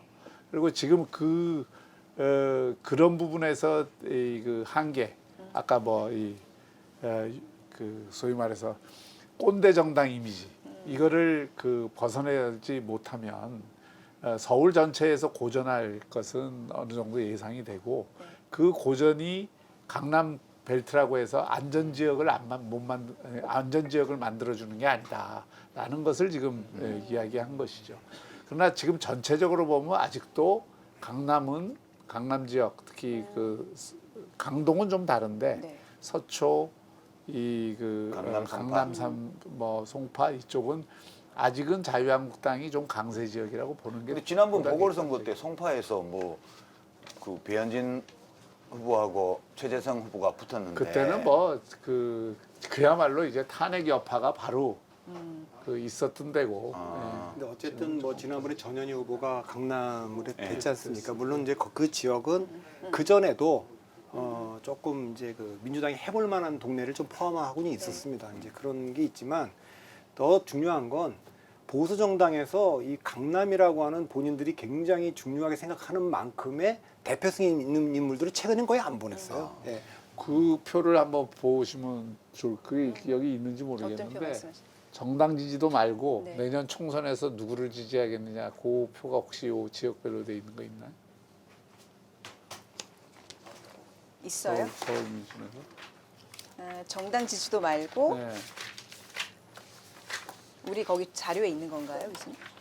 아니 자료를 못 본. 그러니까 그게 교차 분석이 돼, 교차표가 있을 텐데요. 교차표가 있을 거예요 아마. 당연히 있겠죠. 통계 자료에. 요거부터 할까요? 네, 잠깐, 네. 31번 말씀하신 거죠? 네, 네. 자, 아까 전에 다양한 이제 지역 현안에 대한 서울 시민들의 생각을 봤는데요. 좀 구체적으로 12, 16 부동산 대책에 대한 입장을 살펴봤습니다. 자, 15억 이상 아파트 구매 시 대출을 금지하는 내용에 대해서 어떻게 생각하느냐는 질문에 53.5%가 오르는 집값을 잡기 위한 불가피한 조치라고 답한 반면에 41%는 개인의 재산권을 과도하게 제한하는 조치라고 답했습니다. 그러니까 이제 굉장히 강도 높은 정부의 이제 부동산 대책이 나오는데 여기에 대한 이제 이렇게 의견이 좀 갈리네요, 서울에서. 이거 말고도 네. 쭉 정책에 대한 평가가 있지 않나요? 부동산 관련. 부동산 말고는 없나요? 부동산만 했나요? 다 했지 다. 타다가 예, 하나 그거 있어요. 한번 쭉 한번 다 살펴보죠, 한번 그냥. 타다도 가볼까요? 네. 일단 살펴본 네, 다음에. 네, 네. 그리고 딱 내용을 예, 정리하는 그다음에 좋습니다. 네. 근데 요거는 좀 핫 이슈가 되기 때문에 따로 뽑아놓은 거 아니에요?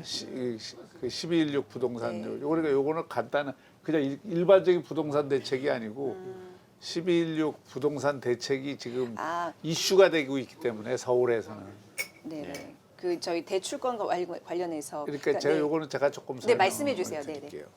지금 그 문재인 정부 들어서 18번의 부동산 대책이 있었잖아요. 네. 근데 이제 이게 부동산 대책을 바라보는 시각이 양측에서 갈려요. 대부분의 많은 사람들은 집값을 잡아주기를 원하는 그 마음이 있고 그걸 부동산 대책이라고 보는 분들이 있는가 하면 다른 한쪽에서는 이게 부동산을 막 규제를 하고 세금 들리고 막 이러는 것에 대한 이게 과도한 재산권 침해라고 보고 또 이게 시장의 논리를 무시한다라고 보는 또 이 불만층이 있는 거 아니에요. 네, 네. 근데 수로 보면은 집값 안정을 그 원하는 층이 훨씬 많은 거지. 그러니까 대책이 나오면은 그 대책이 집값 안정에 대한 규제면 당장은 찬성 여론이 높아요. 네. 근데 시간이 흘러서 그게 효과가 없다는 게 밝혀지면 그게 거꾸로 이게 부동산 대책에 대한 또 불만으로 되잖아요. 네. 그러니까 대책이 이렇게 바로 나왔을 때는 당연히 그게 강력한 규제일수록 그거 불가피하다. 그리고 오히려 그렇게 해서 집값 좀 잡아줬으면 좋겠다는 네. 그런 그 희망사항이 지금 반영된 수치거든요. 그럼에도 불구하고 저는 이게 높지 않다고 봐요.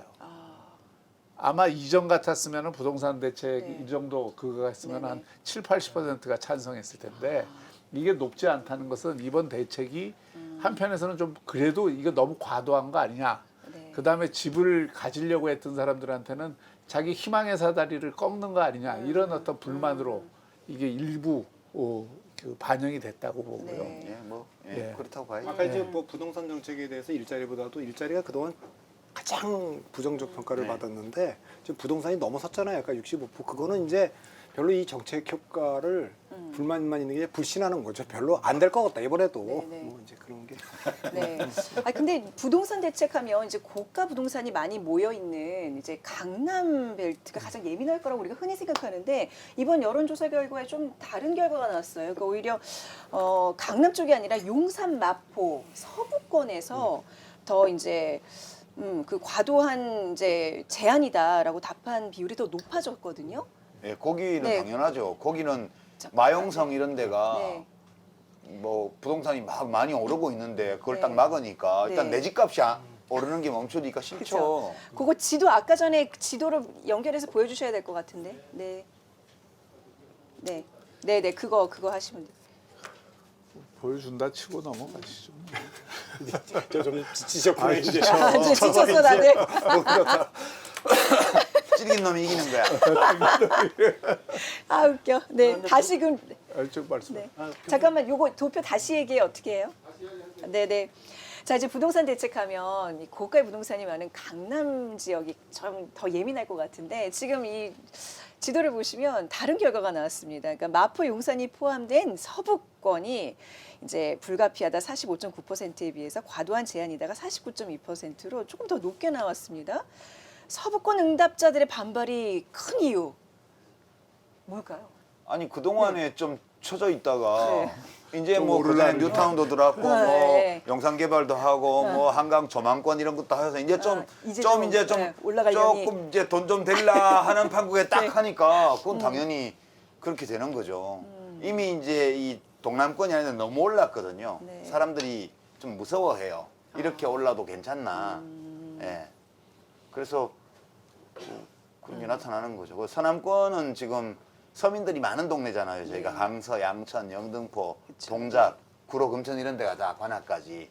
여기는 사실은 이제 그 전세값을 포함해서 모든 것이 안정되기를 원하는 사람들이 많죠. 그러니까 서울 안에도 최근의 부동산 시세 동향과 그 주거 조건에 따라서 좀 다르게 나타나는 거예요. 네. 네. 그 자유한국당에서 서부권은 희망 좀 걸어봐야겠다. 괜찮아 보이네. 근데 아까 그 교수님 말씀하신 거 좀 덧붙이자면, 그러니까 이게 사실은 찬반 이거로 보면 사실은 많이 불가피하다는 지지가 좀 많은데, 이거는 좀 이전하고 좀 비교해서 그 좀 맥락적으로 볼 필요는 있는 것 같아요. 그러니까 가령 부동산 규제 정책이 필요하냐, 아니면 이거 좀 풀어야 되냐 이렇게 볼 때 거의 사실은 70% 이상씩 규제해서 안정화시켜야 된다는 동의가 있었던 거거든요. 근데 그거를 감안한다면 사실은 이건 조금 낮게 나온 좀 거다. 부정적인 지금 그런 기류가 있는 걸로 좀 봐야 맞는 것 같아요. 네. 약하다? 약한 게 아니라 심하다는 거지. 네. 뭐 말을 이렇게 못 알아들어요. 아니 난 약하다고 생각하거든 개인적으로. 더 세게 해야 된다고 근데 봐요. 그거는 사실 둘 다 있잖아요. 아니, 나는 사실- 여러분들이 같이 아니, 공존하는 건 맞. 다 편집될 걸 각오하고 한 말씀 드리면 좋아요 이런 거. 집은 세대당 한 채밖에 못 갖게 해야 돼요. 네. 이러면 또 사회주의라고 그럴지 모르지만 한 채 가지고 그다음에 이제 좀 집 늘 크고 이런 건데 일시적으로 두 채까지는 허용하고 네. 그러니까 아예 살 집은 사는데 주택. 아주 막아버리고 아니면 다 임대업자 네네. 아니면 네. 못 사게 아니, 그렇게 막는 게 그 옛날에 낫다고. 홍준표 대표님이 발의하셨던 네. 아니, 법안이죠. 하도 안 되니까 이게. 민주당이 네. 제일 그 선호하는 독일이나 스웨덴이나 핀란드나 덴마크나 이런 나라들에서 하나도 하지 않는 정책을 갑자기 급진적으로 그렇게 들이겠다. 독일보다 우리나라가 인구 밀도가 너무 높고요. 독일도 집값이 어마어마해요. 지금 오르는 게. 세계적인 그러니까 추세라고 그건 봐야죠. 전 세계적인 네. 현상인데 네. 그거를 어떻게 하라는 네. 거야? 근데 저건 있는 것 같아요. 그러니까 그 정서상으로는 확실히 이게 좀 좀 격하게 때려잡기를 바라는 정서는 분명히 있는 것 같고요. 근데 오히려 그게 광범위한 공감대가 있음에도 불구하고 왜 지금 정부나 예전에 참여정부도 마찬가지고요. 그 부동산 정책에 대해서는 네. 그것 때문에 오히려 막 그 정권의 위기가 왔다 이런 게 나오는 이유가 하나는 실제 그 성과로서 뭔가 안정화를 시켜야 되는 게 하나가 있고 또 하나는 새로 어떤 그 인선 과정이나 이런 거 놓고 볼 때, 그러니까 그 고위직에 오르시는 분들, 이 정부 하에서도 고위직에 오르시는 분들은 다 그런 부동산 그러게요. 차익이나 이런 걸 네. 뭔가 했었구나. 이제 그런 데서 오는 좀 위선적인 것에 대한 또 분노도 분명히 지금 작용하고 있는 거예요. 그러니까 공직 갈 생각이 있는 분들은 집을 한 채만 가져야 돼요. 그래야 말이 없지. 지금 공천 기준으로 그걸 한다는 얘기 아닌가요? 예. 네, 뭐 우리 좀 뭐 지금 당장 이건 그걸 좀 기준으로 할 어렵겠죠, 수는 근데. 이건 없겠지만 좀 앞으로 좀 어렵겠죠. 예고를 하고 네, 그런. 앞으로 뭐 집 두 채 이상 있는 네. 사람은 그 후보자 심사할 때 네. 감점을 주겠다는 등 아. 이렇게 해서 예측 가능한 거를 하면 좋죠. 그렇게 되면 공천 받으실 가능성이 저는 줘도 안 받아요. 아니, 저도 집이 한 채밖에 없기 네. 때문에 뭐 그 공천은 받을 수 있을 텐데 네. 그런 거를 제가 제일 반대하는 겁니다. 그게 네. 네. 자, 지금 이제 전국 여론조사 중에서 현안과 관련된 이제 두 가지 질문을 좀 던져봤습니다. 이제 선거법 개정안에 관련해서 연동형 비례대표제 도입과 공수처 설치가 지금 굉장히 뜨겁잖아요.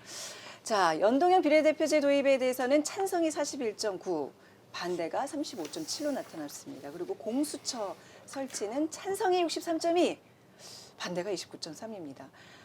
그 뭐 각종 그동안의 여론조사가 있었는데 가장 최근에 나온 여론조사예요. 무슨 예상을 하셨는지? 그럼요. 네. 왜냐하면 저 왼쪽 거는 네. 국회에서 지금 과반수를 만들려고 4+1 해서 막 지금 오늘 우리 지금 녹화하고 있는 동안에 국회 본회의 열려 상정을 했던데 여하튼 국회에서 그렇게 의결이 힘들다는 거는 찬반이 팽팽하다는 뜻이에요. 공수처 설치는 저거는 뭐 원래부터 압도적이었는데 저기 왼쪽 거에 묶여서 같이 못 가고 있는 거잖아요. 근데 이제 그런 면이 있어요. 그러니까 이제 어떤 정책이나 뭐 개혁이라고 이렇게 얘기할 때 그 개혁이라는 이름이 그럴 듯하고 사실 고위공직자들 수사하고 부패 막겠다는데 반대할 국민들이 얼마나 있어요. 근데 공수처라고 하는 게 과연 그런 그 목적에 충실한 거냐, 그리고 그 공수처가 그 이외의 부작용이나 역기능은 없는가, 이런 거에 대해서는 국민들에게 충분히 설명이 되거나 토론이 되거나 그걸 갖고 공론이 제대로 형성된 적이 없다고요. 그러면 이게 규범적인 판단을 하게 되거든.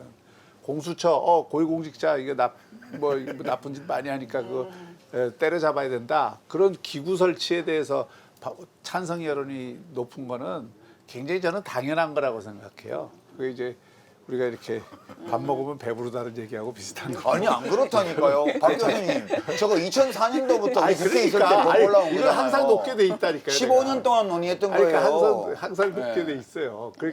아무리 그렇다 하더라도 내용을 국민들이 잘 알죠. 내용은 훌륭해요.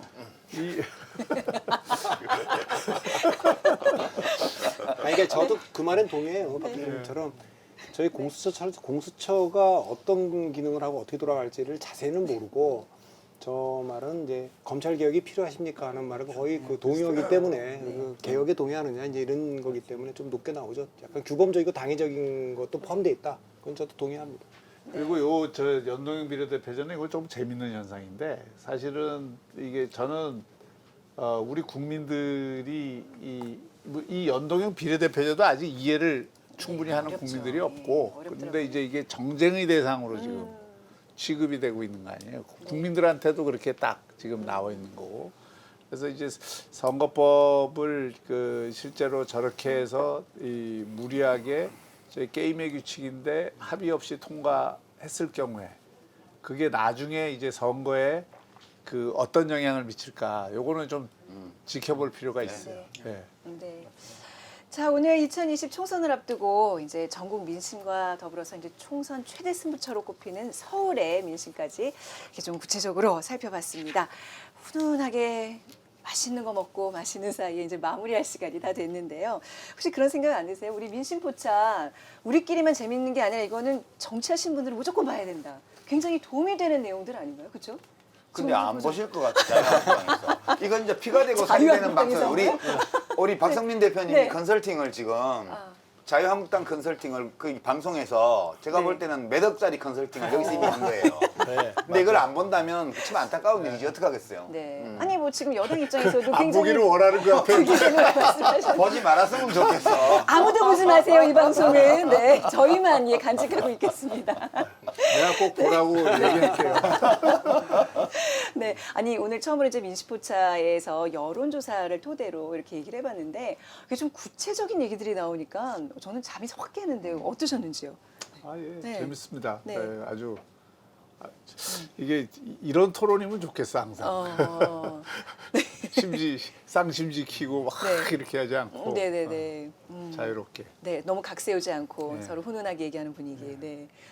오늘 고추장찌개예요. 근데 네. 가끔은 각도 세워야 돼요. 네. 이게 박 교수님이 너무 점잖게 말씀하시니까 나만 성격 이상한 사람처럼 지금 뭐 예능 담당 비슷하게 제가 지금 여기서 하고 있는데 우리 정치합시다가 저널리즘과 아카데미즘과 엔터테인먼트를 섞은 거잖아요. 내가 엔터 담당 같아요. 아니에요. 오늘 지금 뭐 다 하고 있는데 뭐 굉장히 혼자. 웃기셨다고 생각하는데 별로 별로. 다음에 좀 더 분발해 주세요. 착각은 자유라는 게 저런. 아니 내가 몇 번 빵빵 터졌잖아 그래도 내가 할 때 혼자? 나 말고 누구 한 사람 누가 있어요 지금.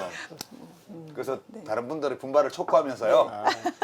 좋네요. 이게 뭐 그래도 그냥 주관적인 어떤 생각이나 주장을 하는데 그치지 않고 뭔가 그래도 뭐 여론조사가 다 100% 정확한 건 아니지만 또 앞으로도 우리가 또 매월 할 거니까 그 데이터가 쌓이게 되면 조금 더 잘 얘기할 수 있을 것 같아요. 뭔가 사실의 근거를 어느 정도 가지고 대화를 할 수 있다는 게 수없이 해본 이 선거 관련 토론 중에서 그래도 오늘이 매번 이슈마다 이 여론조사표 데이터를 가지고 얘기를 하니까 좋네요. 그렇죠. 예. 그러니까 뜬금 잡는 얘기가 아니라 구체적이라서 좀 좋았던 것 같아요. 여기 우리 두 분들 계셔서 더욱더. 네. 한마디 더 할까요? 아, 그럼요. 하셔도 되죠. 아니 이게 이제 결국 자기 미천이 드러날 것 같아요. 왜냐하면 이제 다 다음 달에 또 이제 그 조사가 일어나고 네. 그 다음 달에 조사가 일어나니까 지난 네네. 여름에 당신이 뭐라고 얘기했는지 그 다음 달에 이제 확인이 될 수가 있거든. 그러네요. 두려우세요? 아니 안 두려워. 뭐 내가 잘못 판단했으면 그때 가서 나 그때 그렇게 생각했는데 오늘 데이터를 보니까 내가 틀렸네. 사람의 그러면 생각은 되지. 틀리라고 있는 거죠. 이게 한 달후가 되게 긴장하게 만드는 그런 방송일 수 있겠네요. 그 한 달 후를 오. 한번 헤어지기 전에 한 번씩 예측하고 네, 헤어질까요? 아니면 돈 내기라도. 아니 근데 그게 네. 괜찮은 게 저는 늘 예측하고 뭐 틀리고 이거는 뭐 경제 예측하는 분들은 뭐 네. 잘못 틀려도 괜찮은데 우리 선거 결과가 나오잖아요 바로바로. 이제 그렇지만 그런 걸 이 정치 예측은 예측하는 순간 바로 영향을 미쳤기 때문에 그에 맞춰서 반응들 했기 때문에 결과가 달라진 거기 때문에 틀렸다고 얘기할 수는 없어요. 그 옛날 존 조국이가 그렇게 얘기한 적이 이게 있어요. 이제 양자역학의 법칙이에요. 그러니까 그 실제로 우리가 이런 얘기를 안 했다면 네. 다른 결과 나왔을 수 있고 그렇지. 그러니까 한 달 뒤에 틀렸다고 얘기할 수는 없어요. 좀 참고로 말씀드리면 네. 지난 16대 총선 제가 그때 국회 사무총장 할 때인데 우리 국회 사무처 직원들하고 의장단이 내기를 했어요. 선거 의석수 맞추기. 그래갖고 다 돈을 조금씩 내갖고 했는데 그거 제가 싹 완전히 맞췄어. 완전히 내가. 아니 아무래도 그렇지 국회 사무총장이 직원들 돈을 먹는단 말이에요. 그래갖고 내가 그거 갖고 한판 예지력이 좀 있으시단 말씀인데. 예지력이 아니라 그 상황판들이 그 마지막 상황 그 판단. 일주일 전에 그 여론조사 그걸 해갖고 네. 지역구 의석을 네. 그 당시 자유한국당이 과반 못 얻을 거다. 네네. 그리고 내가 비례대표는 거의 똑같이 맞췄어요. 민주당하고 국민의당이 거의 비슷하게 나온다. 그래서 제가 네. 그때 그러니까 역시 이번에도 그런 예지력이 발휘되기. 박형준 교수님은 선거에 출마하는 것보다 비평을 하는 게 그러니까 안 나가잖아요. 그러니까 이제 우리 박형준 교수님이랑은 돈 내기는 하지 말자. 그렇지. 전 따라가겠습니다. 맞으세요? 이런 네. 거와 관련돼서는 다음에 네. 더 재밌는 얘기가 네. 많이 있을 수 있습니다. 네네. 그렇죠. 오늘 사실 다음에 출연 의지를 강력하게 주시면. 저희가 이제 한국 리서치와 여론조사를 해서 그걸 토대로 오늘 첫 방송을 한 거잖아요, 사실상. 그 같이 참여하신 분 입장에서 오늘 이 내용에 만족하셨는지요? 네. 하여간 뭐 이런 어떤 자료를 만든 건데 네. 그 자료가 유용하게 쓰이는 게 정말 중요하고요. 근데 네. 잘 사용해 주셔서 감사드리고요. 네. 아까 이제 두 가지 말씀을 드렸는데, 그러니까 이번 조사가 기존에 해오던 것보다 좀 한 차원 네. 달라진 좋은 조사 만들겠다는 걸 방법론 차원에서도 그렇고, 아까 이제 뭐 몇 가지 이제 그런 어떤 질문지 워딩이나 이런 것에 대해서 또 말씀을 주셨는데, 좀 긴장감 있게 반영을 해서 네. 다음에는 좀 더 좋은 조사로, 네. 좋은 재료로 이렇게 좀 찾아뵙도록 하겠습니다. 네, 계속 수고해 주시기 바랍니다. 자, 늦은 밤 또 함께 해주셔서 대단히 감사하고요. 당신의 삶을 바꾸는 토크쇼 정치합시다. 자, 1부 지식다방과 2부 민심포차 여기서 마무리하도록 하겠습니다. 저희는 다음 달에 더 풍성하고 알차고 재밌는 이야기로 찾아뵙도록 하겠습니다. 함께 해주신 여러분 고맙습니다. 수고하셨습니다. 네.